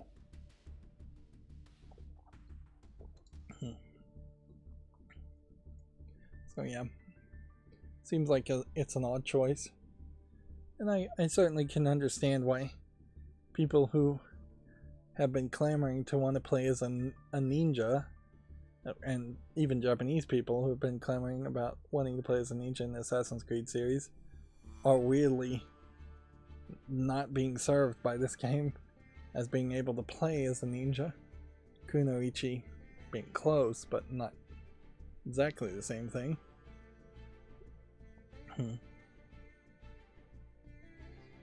But yeah, no reason to make early snap judgments at this point. They've just announced the game. And it doesn't seem like there's really as much of controversy as people were trying to drum up around it yet so far. Apparently this Ardian, I don't know how you pronounce an A with an accent, has launched a development fund for Irish indie studios. This is according to GameDeveloper.com. Yeah. Which, okay. I imagine there is room for a few Irish video game studios, but yeah. North Ireland and South Ireland combined, I imagine there really just aren't that many people. So, yeah. That's the whole thing about the British Isles and that whole location anyways, is it is a very small landmass. The population can only be so big. There's just no level of competition there compared to the number of studios you could have in all of Europe in contrast, or all of the United States, or all of North America. And Japan in particular has a declining population but a pretty technical population, and all of Asia combined is a big enough population for game development. So a lot of times it does feel like it's just going to be a people number game. Just how many people are in a country is going to determine how many people are capable and interested in working on a video game. Of course, if we get AI generation working at some point, it might be the case that you only need 5 or 10 people with some creative thoughts to tell an AI to generate a video game. It'll probably be decades before something like that actually works, but it might be the future. There definitely is a future where individual grunt workers are just not really needed at all for most things, and so it will come down to who can be creative, or who can continue to be creative and make more forms of entertainment, as the demand for entertainment potentially is going to skyrocket. Yep, with massive unemployment. Hopefully there would be some universal basic income involved in all of that too, so massive unemployment and layoffs and redundancies that aren't followed up with just massive starvation. Let's reload this page and see how it's presenting itself now. Yeah. Still really just a cape. They also have that Minecraft Classic version. Day 3. Twitch had an anniversary stream for day 4. And then here's the free map for Nostalgia. And then this is clothing they're selling. And then this is perhaps more inside baseball, but Keywords wants its shareholders to accept a £2.2 billion buyout offer. The investment firm EQT Group is attempting to purchase the global video game service provider, which almost certainly a terrible idea. I would assume that this investment firm is going to try and squeeze every single dollar out of Keywords and then leave it with a massive amount of debt and bankrupt it, which is exactly what happened to Red Lobster today, and is exactly what they tried to do with GameStop. And it's exactly what they did to Toys R Us. And there needs to be some laws to kind of stop all this. In general, it's just investment firms buying up established businesses that were doing decent services and benefiting society in general, and then just squeezing them dry with mismanagement and with concepts that are not really running the company in an ethical way to provide a service both to the end user and the investors. And these kinds of buyouts only exist and only happen when you have convinced politicians to worship a religion of greed instead of having regulation to say, no, we shouldn't let companies just be run into the ground with no consequences. So, if anything, I would probably buy. Well, I'm not going to give real financial advice here, but if I was going to do anything, I'd probably buy shorts on keywords and just assume that the value is going to go down fairly quickly in the next few months. That if this buyout happens, the valuation on keywords might bump up for a little bit, but fairly quickly you're going to see it just go down and down and down in value, although it might take years. Meanwhile, Keywords is a company that offers service covering audio development, production, QA testing, marketing, player engagement, localization, and more. The and more could be anything. I wouldn't be surprised if Keywords is uniquely a consultancy-based company that is one of the companies that I suspect is telling all other game companies to lay off employees, although you really don't have to tell them. One company sees there's layoffs, they immediately want to do layoffs themselves, and probably have had long since developed plans to do layoffs. Alright.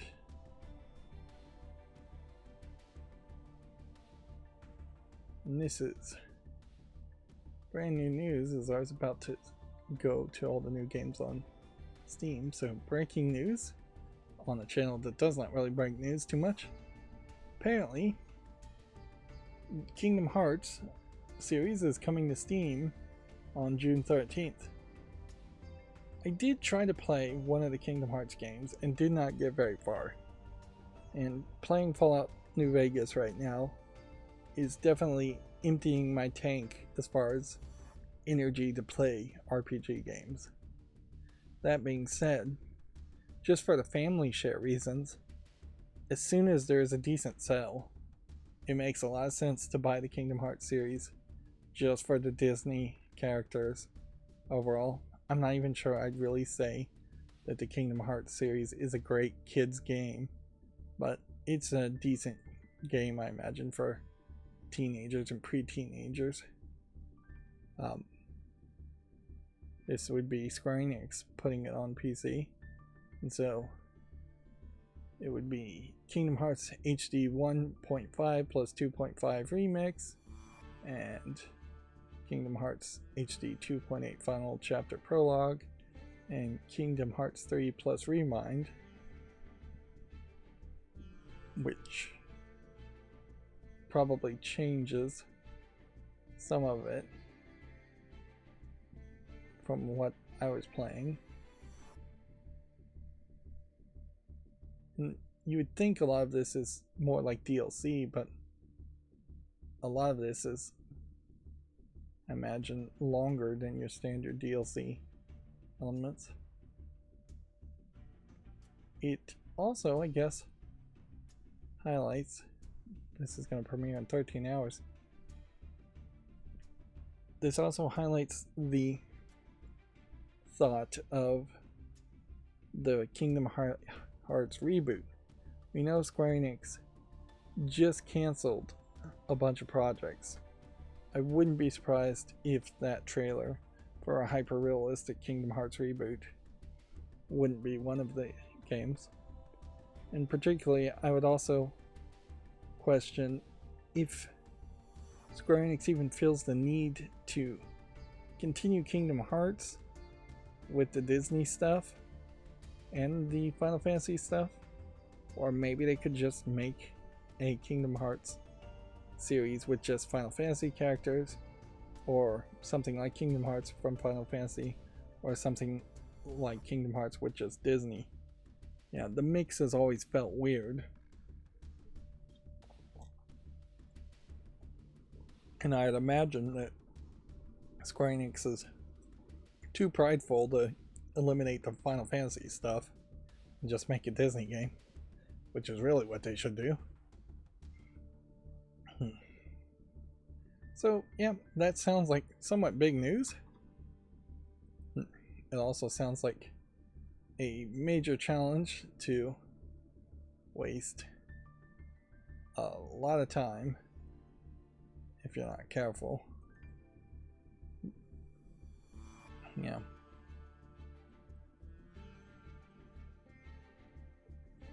You could end up spending the next decade playing Kingdom Hearts games. There is also something to be said about Kingdom Hearts covering Disney animated content in this new era where Disney doesn't care about its own animated content at all. Yeah.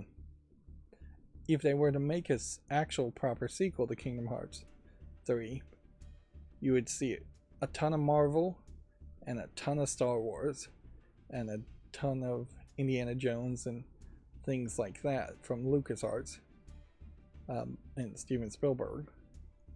You wouldn't see, I mean, what is even the most recent Disney movie?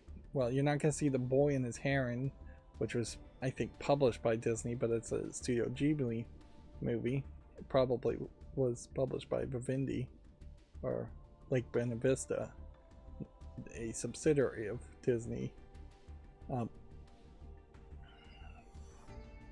I kind of want to think Going Red might be the most recent DreamWorks or Disney show. Yeah. Or movie. Anyways, so let's go through all the new games on Steam. This didn't work again, so some of these might be redundant things, but I don't think I've gone too far back. But I did clearly go somewhat far back, because a lot of these are already on the fault list. And yeah, my fault list cleanup is still not working, which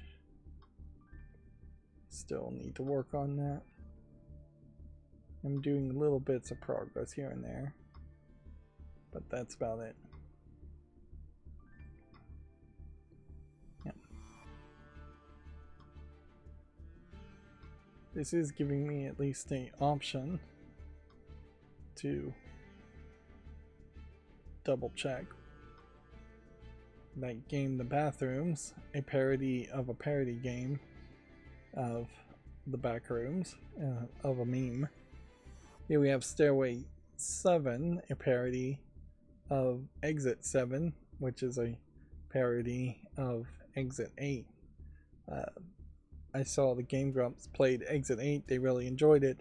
Then they played the ripoff Exit 7 and felt like that was way worse, or something like that. Maybe Exit 7 was the original game and Exit 8 was the ripoff. After the fact, they realized that, so there's just text on the screen saying, hey, this is a game made by a completely different person and not related in any way.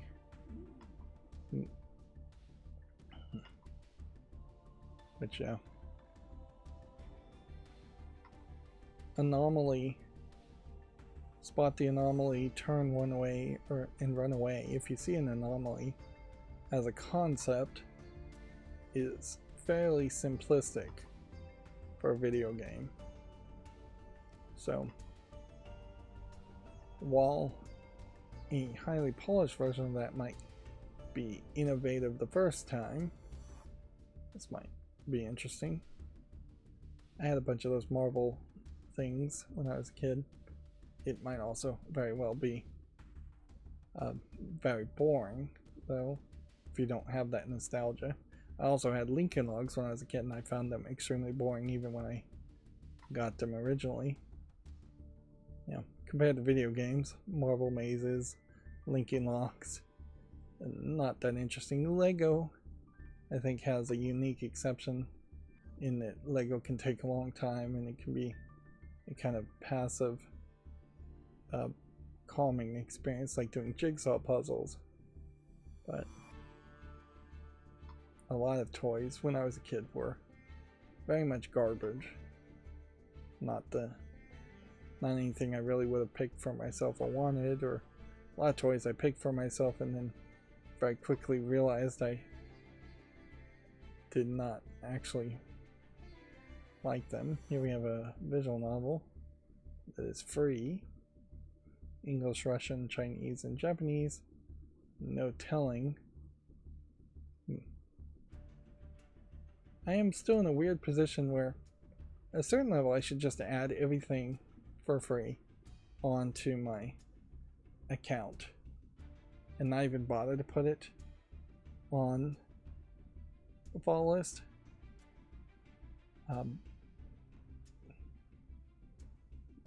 Because I just want a very big collection of games. So yeah, just add that to the library and then take it off the following list. And then I'm in a weird position where I'd like to promote this game on a YouTube short, but it's got too many anime girls with skin, too much anime skin to quite feel safe to do that. So yeah, that seems like a nicely reviewed visual novel for free. So if you ever wanted to see what an anime visual novel was like, check out Deluge. Way better than rolling the dice and paying $10.39 for a visual novel, which in this case definitely feels like this character has been covered up, and this character possibly too from their original forms, that there might be some kind of decensored patch.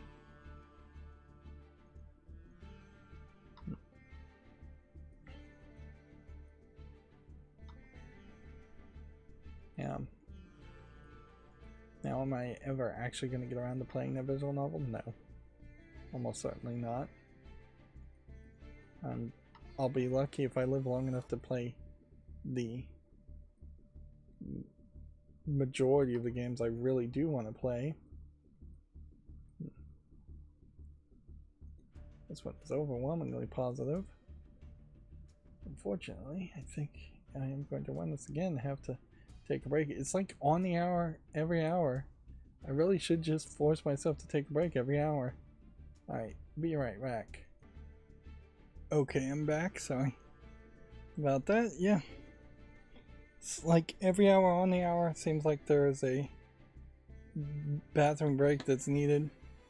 I suppose that does allow for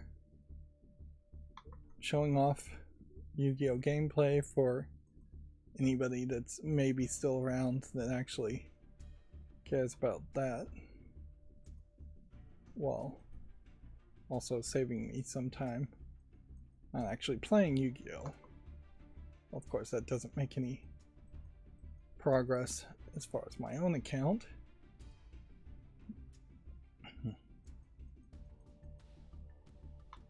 it is definitely a case where I would probably have, if my YouTube channel was like financially stable and financially sound, probably would have like an editor, and part of their goof off time, if they have nothing else better to do, might be to just play my Yu-Gi-Oh account for me and share in the progress.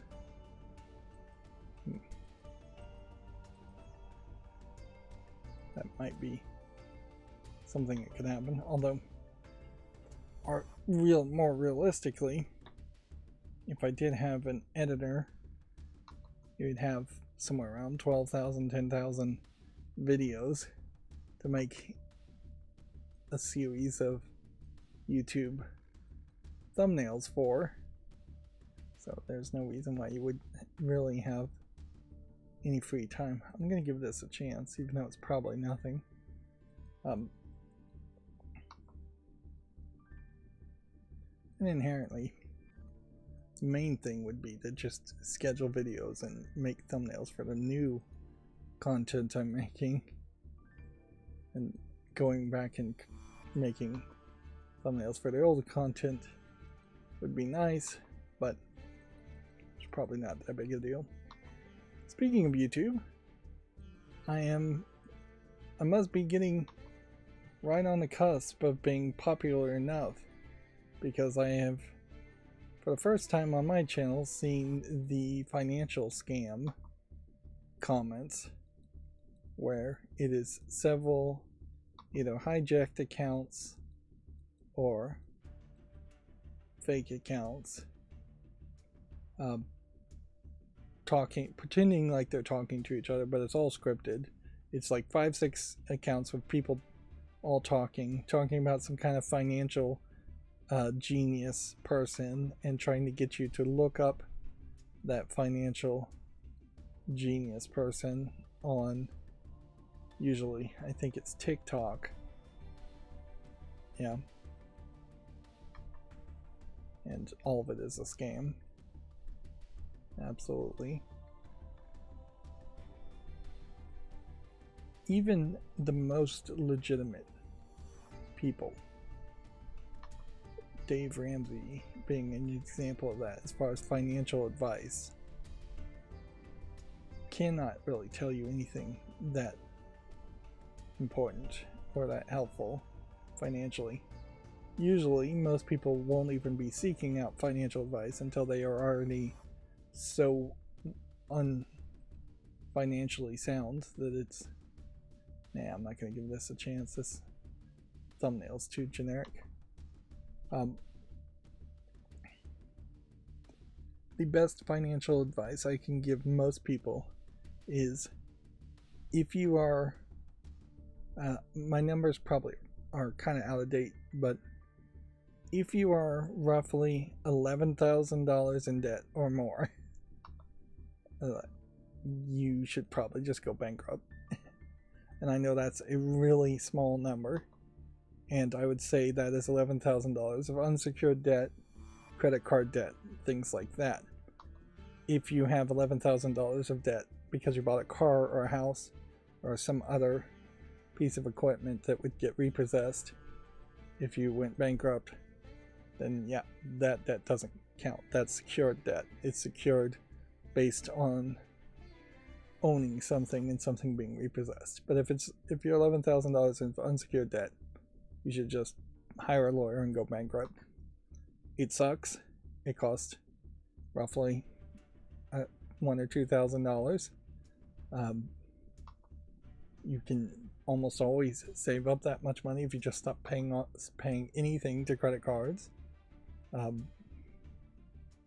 It's going to ruin your credit for 7 years, but the hope definitely would be the process of going bankrupt would change your perspective on credit in the first place, and you would hopefully never ever use it again, unless you absolutely need to do it for, again, something like a house or a car. I'm going to give this a chance. And yeah, that is the best financial advice I can give anyone. if you have student loans that can't be cleared in bankruptcy, which a lot of them can, then you may be screwed and you may have to pay on those or you'll get thrown in jail. I'm not 100% sure on that.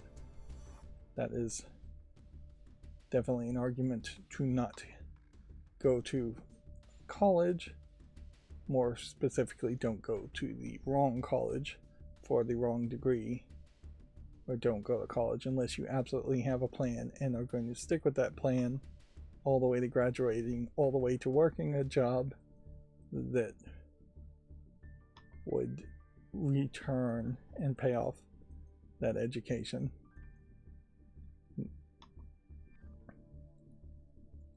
But yeah, if you can avoid getting thrown in jail for not paying student loans, then don't pay student loans either. The laws and debt forgiveness are getting looser and looser on that aspect. Don't try to do any other thing than bankruptcy.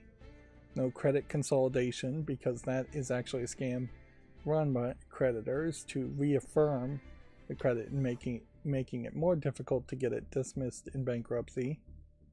No payment plans. None of that works.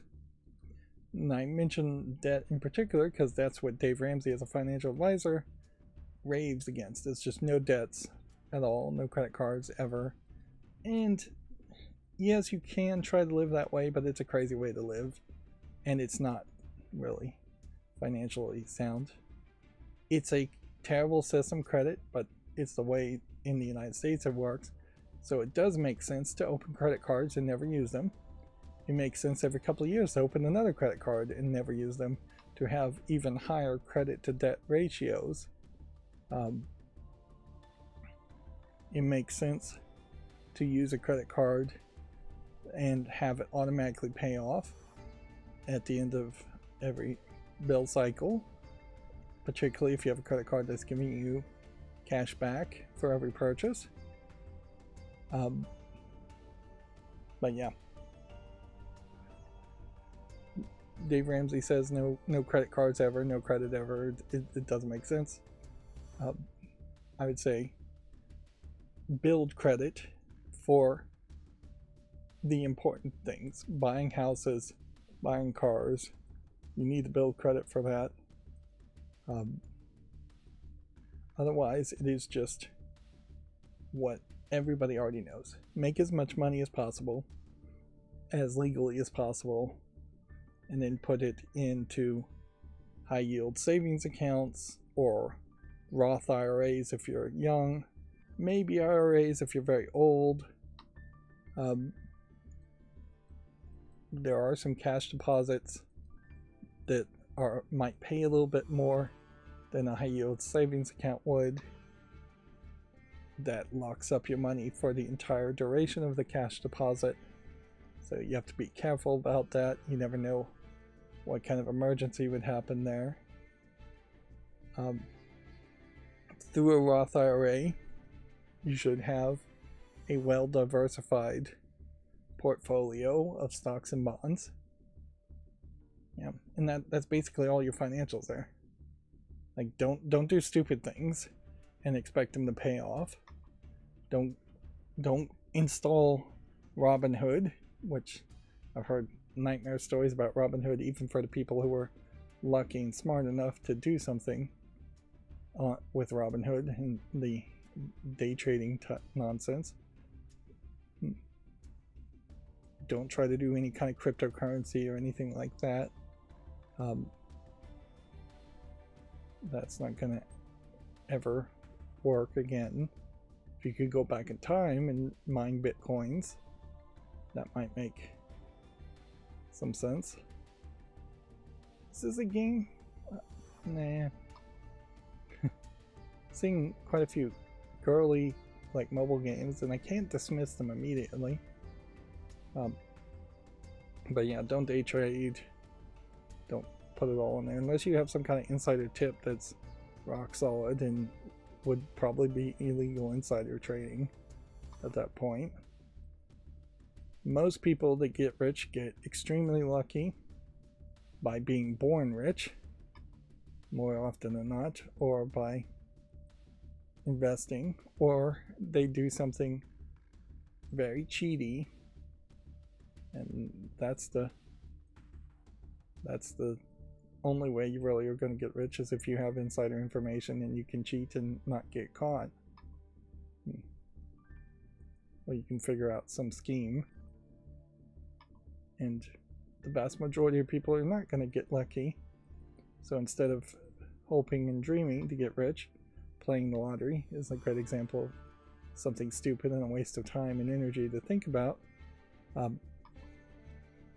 Instead of thinking that way, it's best to just try for a moderate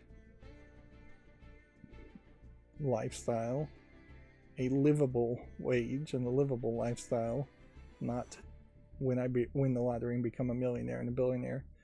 A lot of people waste a lot of energy thinking about that.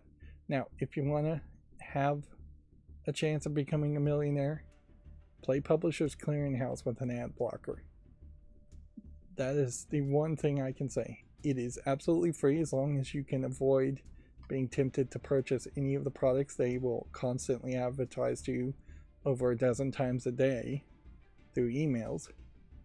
But if you can avoid that and ignore that and not buy any of the made-for-TV junk that they're offering, then Publishers Clearinghouse is free except for your time and attention to give you what will be an insignificantly small amount of a chance of winning millions of dollars every month, usually with several $1,000s every week also being guaranteed, setting you for life.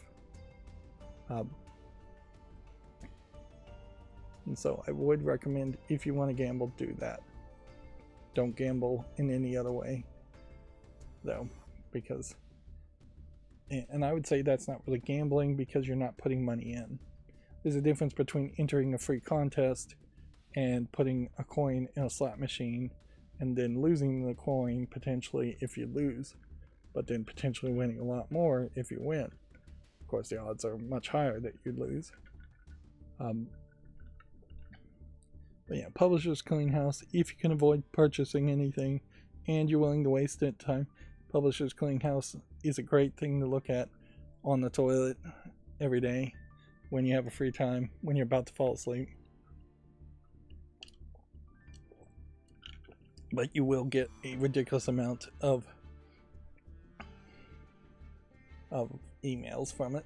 And I guess that's all the financial advice I can say. And that's about the best financial advice I think anybody's ever going to give you.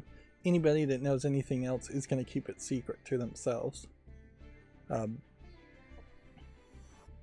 So back to video games, as that was quite the ramble. 24-hour peaks. I did fix my chart. I don't know how I did it. As far as this. Right now my chart sample size is the top 50 games. And I think that information is probably fine. I could probably even bring it down to the top 40 or 30 games and speed up the process every day. If we look at just like the top 50 games, it's not like there's going to be anything different.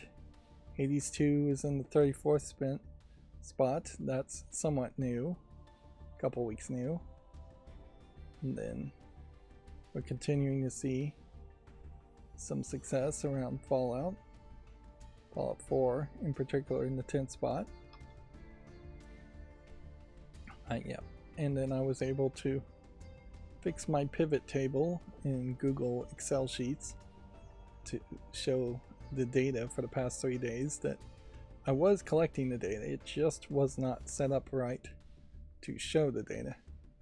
There is a day here though that doesn't have any data, and there's a day here that doesn't have any data.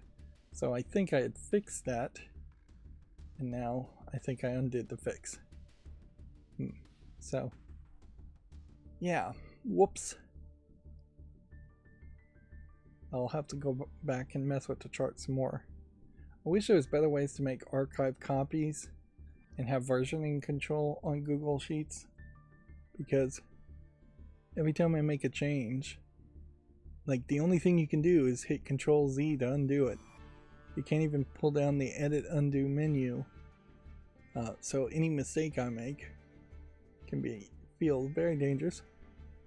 So we see a trend of GTA 5 going up, with the anticipation and the assumption being that GTA 6 is about to be announced, although it will be a while. And Stardew Valley is going up, Baldur's Gate 3, Helldivers is all going up. Helldivers is kind of low in this chart, though. So everything is bumping back up, still kind of overall trending downward. I do suspect we might see Naraka Blade Point drop down when the Assassin's Creed game comes out, but maybe not, because Naraka Blade Point may just be a very different type of game. And so yeah, that is the new chart, closer to what I want it to be. The Steam Endless Replayability Fest is still going on. Otherwise, I imagine there's not a lot happening. There is heavy speculation that if GTA 6 gets announced and gets a specific release date, then let's see how Ghost of Tsushima is doing. Can we pop up a review? No.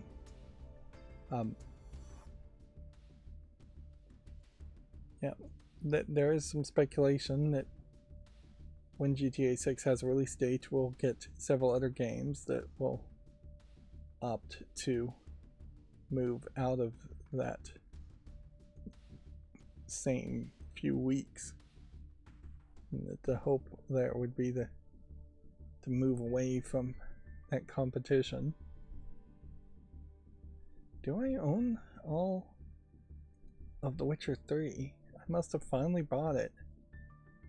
There definitely is an argument to playing The Witcher 3 Complete Edition. I never did the DLC.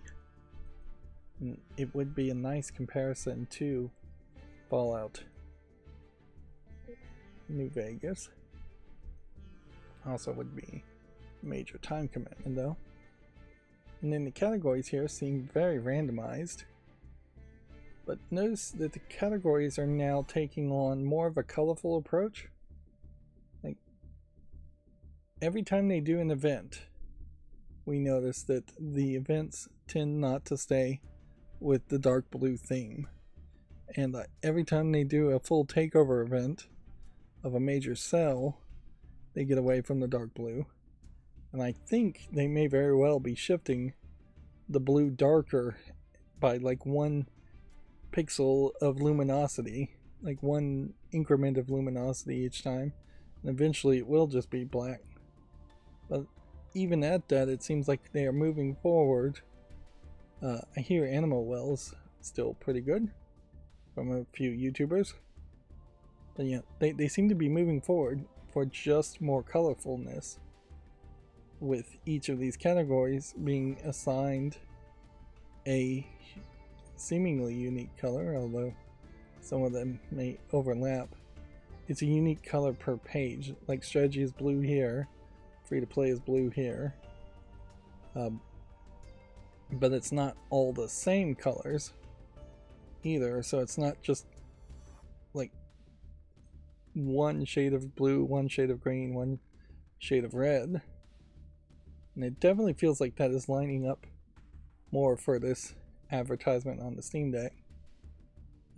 I think there really is a slow revolution happening to the Steam website that is finally going to push the website into, let's see, Ghost of Tsushima is 88% positive. I think it might very well push the Steam website to finally evolve. Ghost of Tsushima outselling apparently Steam Deck, although that is very much Not a fair comparison.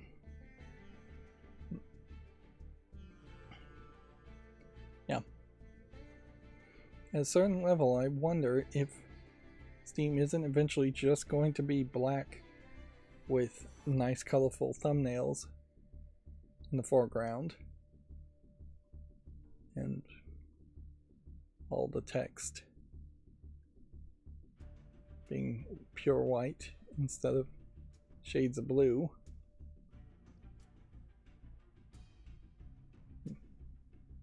There's one thing in Fallout New Vegas where you have more magazines that will give you plus 20 skill points for a few seconds versus books that you read which would give you 4 skill points permanently.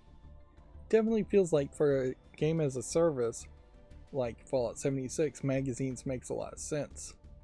It doesn't make any sense though in New Vegas, and I could definitely see an argument to installing a mod that would replace all the magazines with books instead.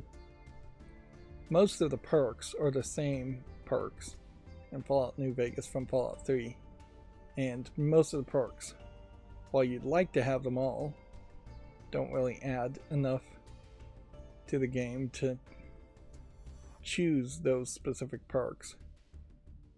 Alright, so let's double check this. Oh yeah, I at some point finally bought all of Witcher 3. And I think I played Witcher 3 with my old graphics card, so playing it with my new graphics card might be interesting. Although I imagine it probably wouldn't change too much. And then this game Nocturne is rated very positively.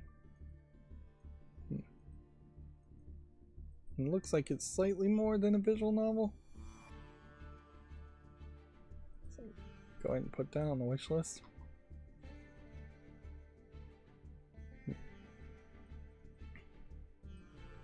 Okay, so now let's see if we can go through the headlines fairly quickly.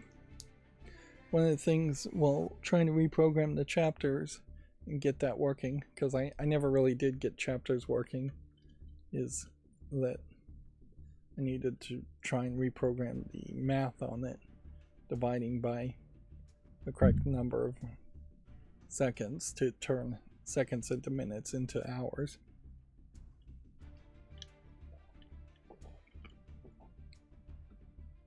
I also, hopefully, fingers crossed, have now allowed the macros to close some of the redundant, unimportant tabs so we can burn through these quicker, and I don't have that occasional stall where I'm on a screen that is just not an actual news article page. Alright, Video Games Chronicle, let's go. Modern Warfare 3 and Warzone Season 4 will include a Gundam crossover. Okay. That'll be interesting, but it is worth pointing out that the last numbers I heard, at least rumored, is that the PlayStation 5 outsold the Xbox Series X by 5-1 globally, I think was the stats there. Definitely outsold way more in Japan. And while it does make sense for Microsoft to try and reach Gundam fans, which would be older anime fans in Japan or older anime fans in the West and anime fans of a specific ilk in Japan, I don't know how big that fandom really is going to be, and I don't know if they're really even gamers. Wouldn't be surprised if a major amount of Gundam fans are more interested in doing model kits than playing video games. And I definitely think that there's a different experience between watching political warfare animes like Gundam, which is most of the series, and playing Western political Western military first-person shooters like Modern Warfare and Warzone. It's just from a different perspective, and I would heavily suspect Warfare and Warzone aren't really that political in what they are saying or doing. So, I don't know if this is particularly the greatest crossover ever. Of course, you then also need to define what makes a good crossover. Are you trying to bring over people who would never play your game, or people who are likely to have wanted to play your game but haven't gotten around to it? I would imagine people who are likely to have played your game but haven't gotten around to it is the audience you should target, not people who would never have thought about playing your game and won't like it when they do. Moving on. Take-Two's boss is highly confident in GTA 6's release timing. GTA's developer company Rockstar has a history of delaying its games, and it's targeting a fall of 2025 launch window. Multiversus launches a trailer. The Multiversus launch trailer reveals Jason Voorhees and Agent Smith are going to be playable characters. Interesting. So this might be the first Jason Voorhees character under the Jason Universe development company. Agent Smith here. I don't know if this even really looks like Agent Smith as far as the face goes.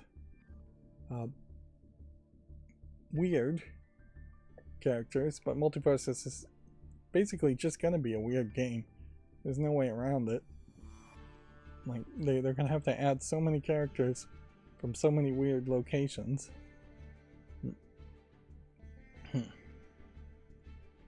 It might very well be that Jason Voorhees is not being shown in this game from the Jason universe, because Warner Brothers already owns the movie rights to Friday the 13th, so they might be using him from a different perspective.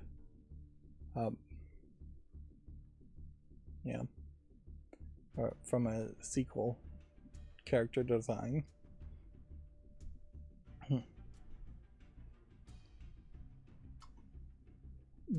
A Japanese city has pulled cards promoting local cuisine after allegations of Pokemon card plagiarism.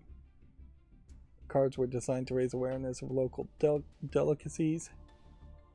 Yeah. This definitely seems to me, looking at these cards, like there is a artistic influence here coming from Pokemon, and it doesn't really make a lot of sense to me that they need to be creatures at all as far as food, cuisine, Fudo cards, which I assume translates to food cards in English. Yeah.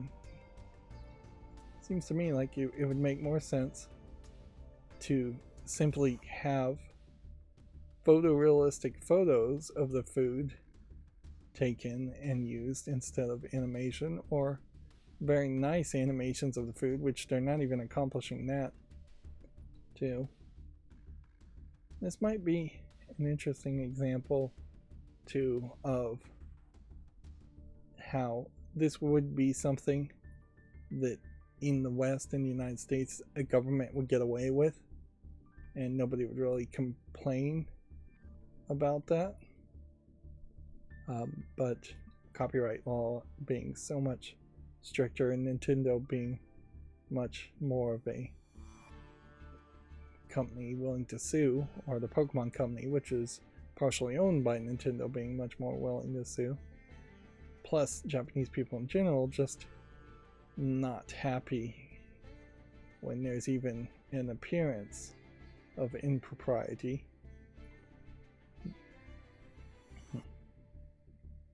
Yeah. Here they even have direct comparisons. Feels inspired by. This definitely feels like this was just a very lazy effort.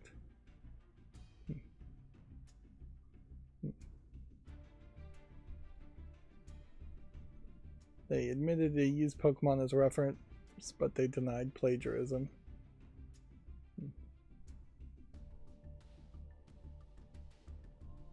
Yeah, some city council did this.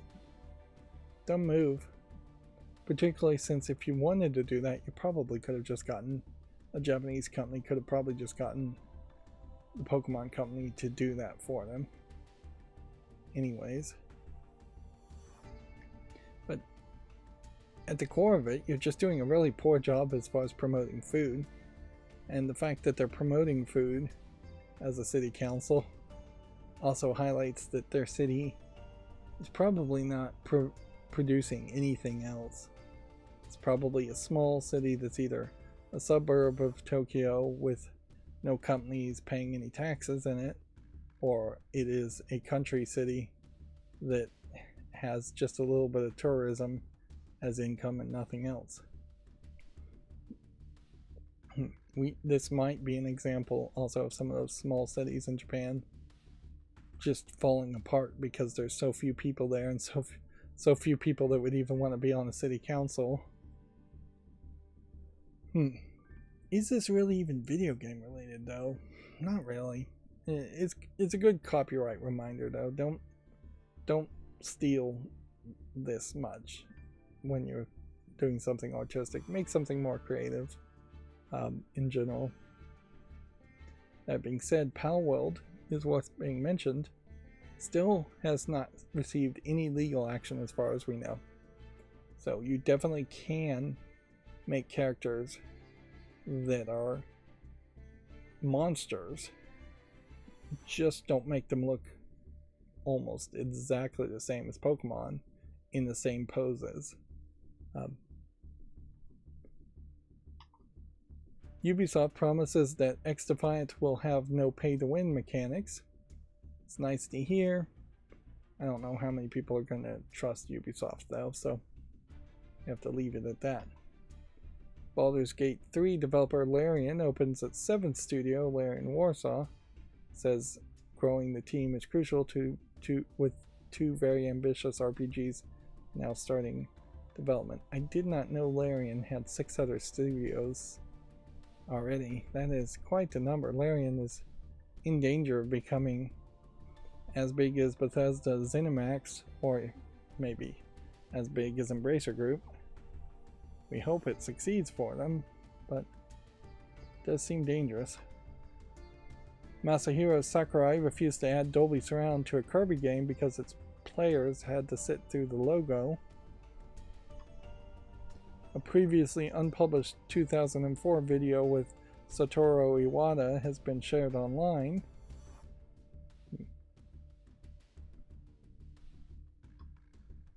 Xbox will make changes to the Game Pass model when it adds Call of Duty, it's been claimed. Tesla is dropping Steam support inside its new cars. Ghost of Tsushima is PlayStation's 4th biggest Steam launch. Redfall will receive a final update adding offline play. I think some of these headlines might be old. Microsoft plans to put this year's Call of Duty on Game Pass. The Palia Studio Singularity 6 has laid off 36 employees. Hades 2 first patch improves sprinting and gathering. These are the kind of articles, tabs that I'm hopefully I programmed it correctly to close these tabs after the fact so we don't get stopped mid-tier. Yeah.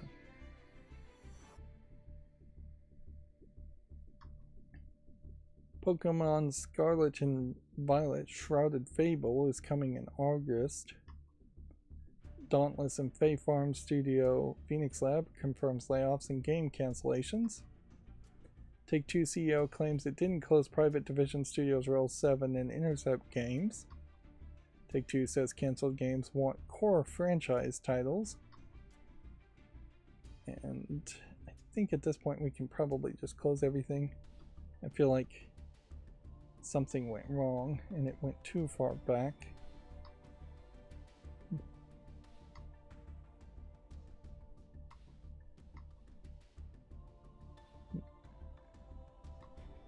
I do think the Summer Games Fest is happening fairly quickly.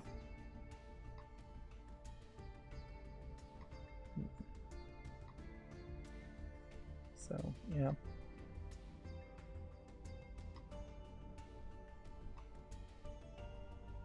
Yeah, this went back to the 3rd page as far as opening tabs. We may have a lot of Summer Games Fest news on Wednesday, and hopefully I can stream a little bit earlier. Still no consistency on stream times. Haven't heard anything new from Proteus, other than it's $300, so I'm not expecting to hear anything new from it for a while. Probably won't even actually be delivered. First unit probably won't be delivered until a year from now, if I was to guess at earliest.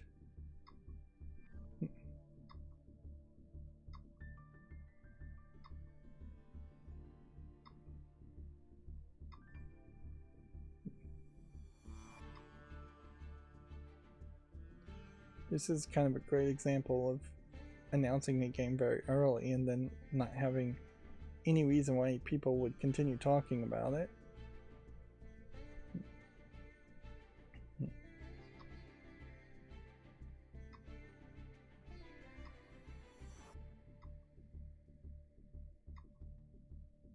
Some of these articles are from like weeks ago. Well, the good news is we have considerably small number of Gematsu articles today, so this shouldn't take too long. The bad news still seems like I haven't fixed the code so it automatically opens the Steam tabs. V Rising for the PS5 launches June 11th.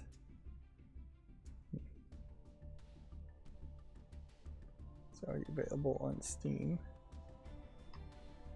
Multiverse adds Jason Voorhees and Agent Smith. Neo Sprint launches June 27th.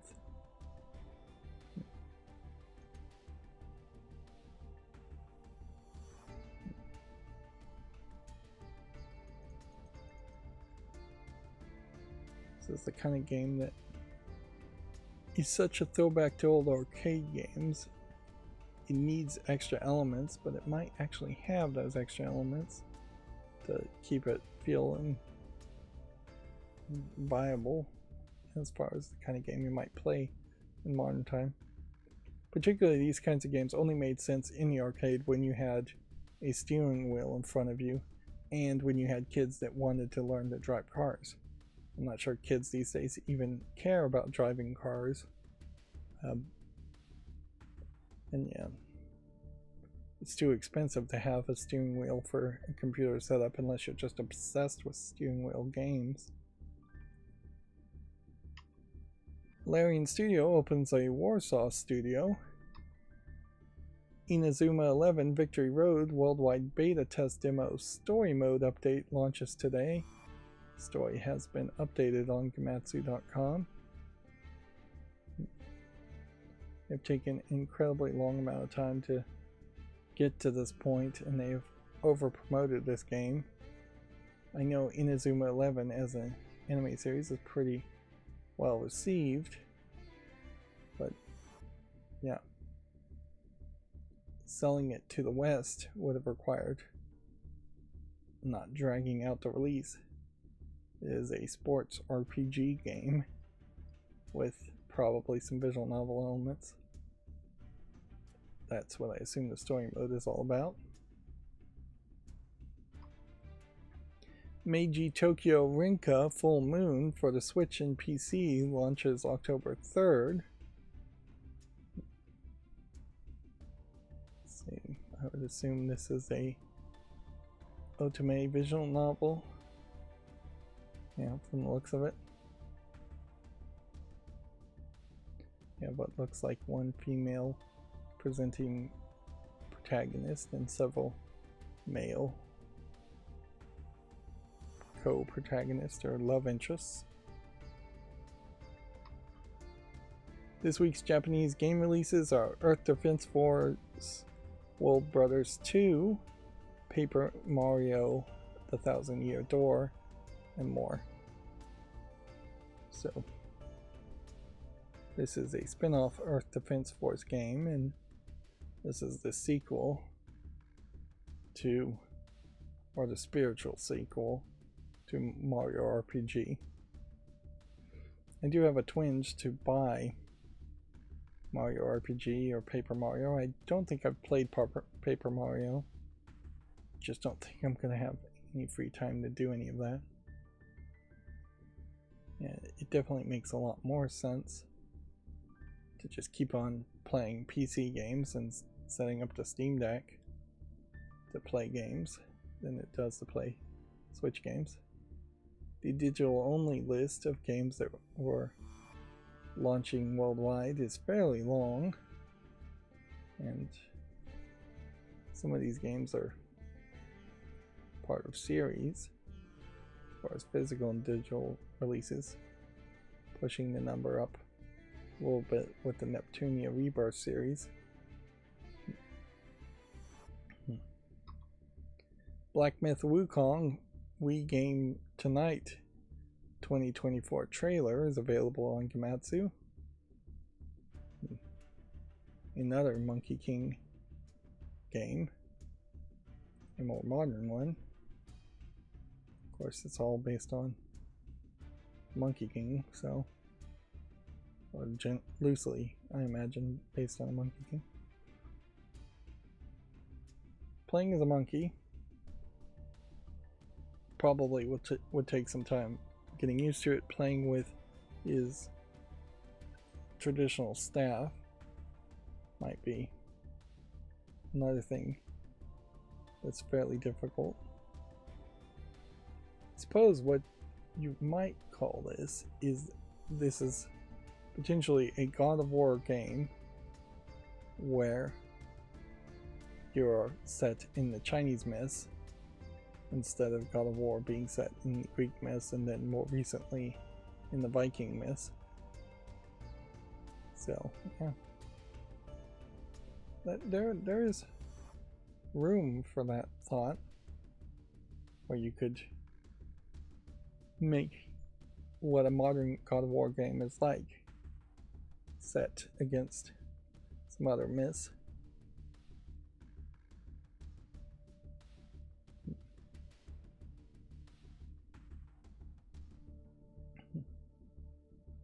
On the other hand, you could just very cynically say this is yet another game attempting to attract the Chinese market, which suffers from being under Chinese communist censorship, or attract the Asian market in general, which I'm not sure that the Monkey King and the traditional Chinese stories really appeal to any other Asian country. I don't think Japanese game developers really care too much about the Monkey King myth, and in part there's Monkey King is really just too simple a story and it's been told too many times to be a good source material for video games. And I feel like they might be a little bit afraid to go stray too far from the path with the basic story and do something different with it. ACA 2 Neo Geo series has been announced for the PS5 and Xbox series. I assume this is some old Neo Geo games. Maybe not coming to the West, considering how much Japanese I'm saying here. Taito Milestone 3 launches for Switch in November in Japan and then this winter worldwide. And then SteamWorld Heist 2 story deep dive trailer and screenshots are available on Gematsu. And that's it for the Gematsu.com articles. Not a lot happening over the weekend. Pretty typical. So let's go through the GameDeveloper.com articles. Keywords wants shareholders to accept £2.2 billion buyout offer. Baldur's Gate 3 developer Larian opens a new studio in Poland. There's a report that Xbox is planning to make Call of Duty a core part of the Game Pass. And then Take-Two narrows the GTA 6 release window and records a 3.74 billion annual loss, which that's a lot of money to lose. Is any of that money real, or is it just all speculative stock price and shareholder money? Is any money real is, I guess, the bigger question. I'll leave it to you to decide. And that's going to be it for this stream. As always, I ask you to like, share, subscribe, comment, and keep on watching. Thanks.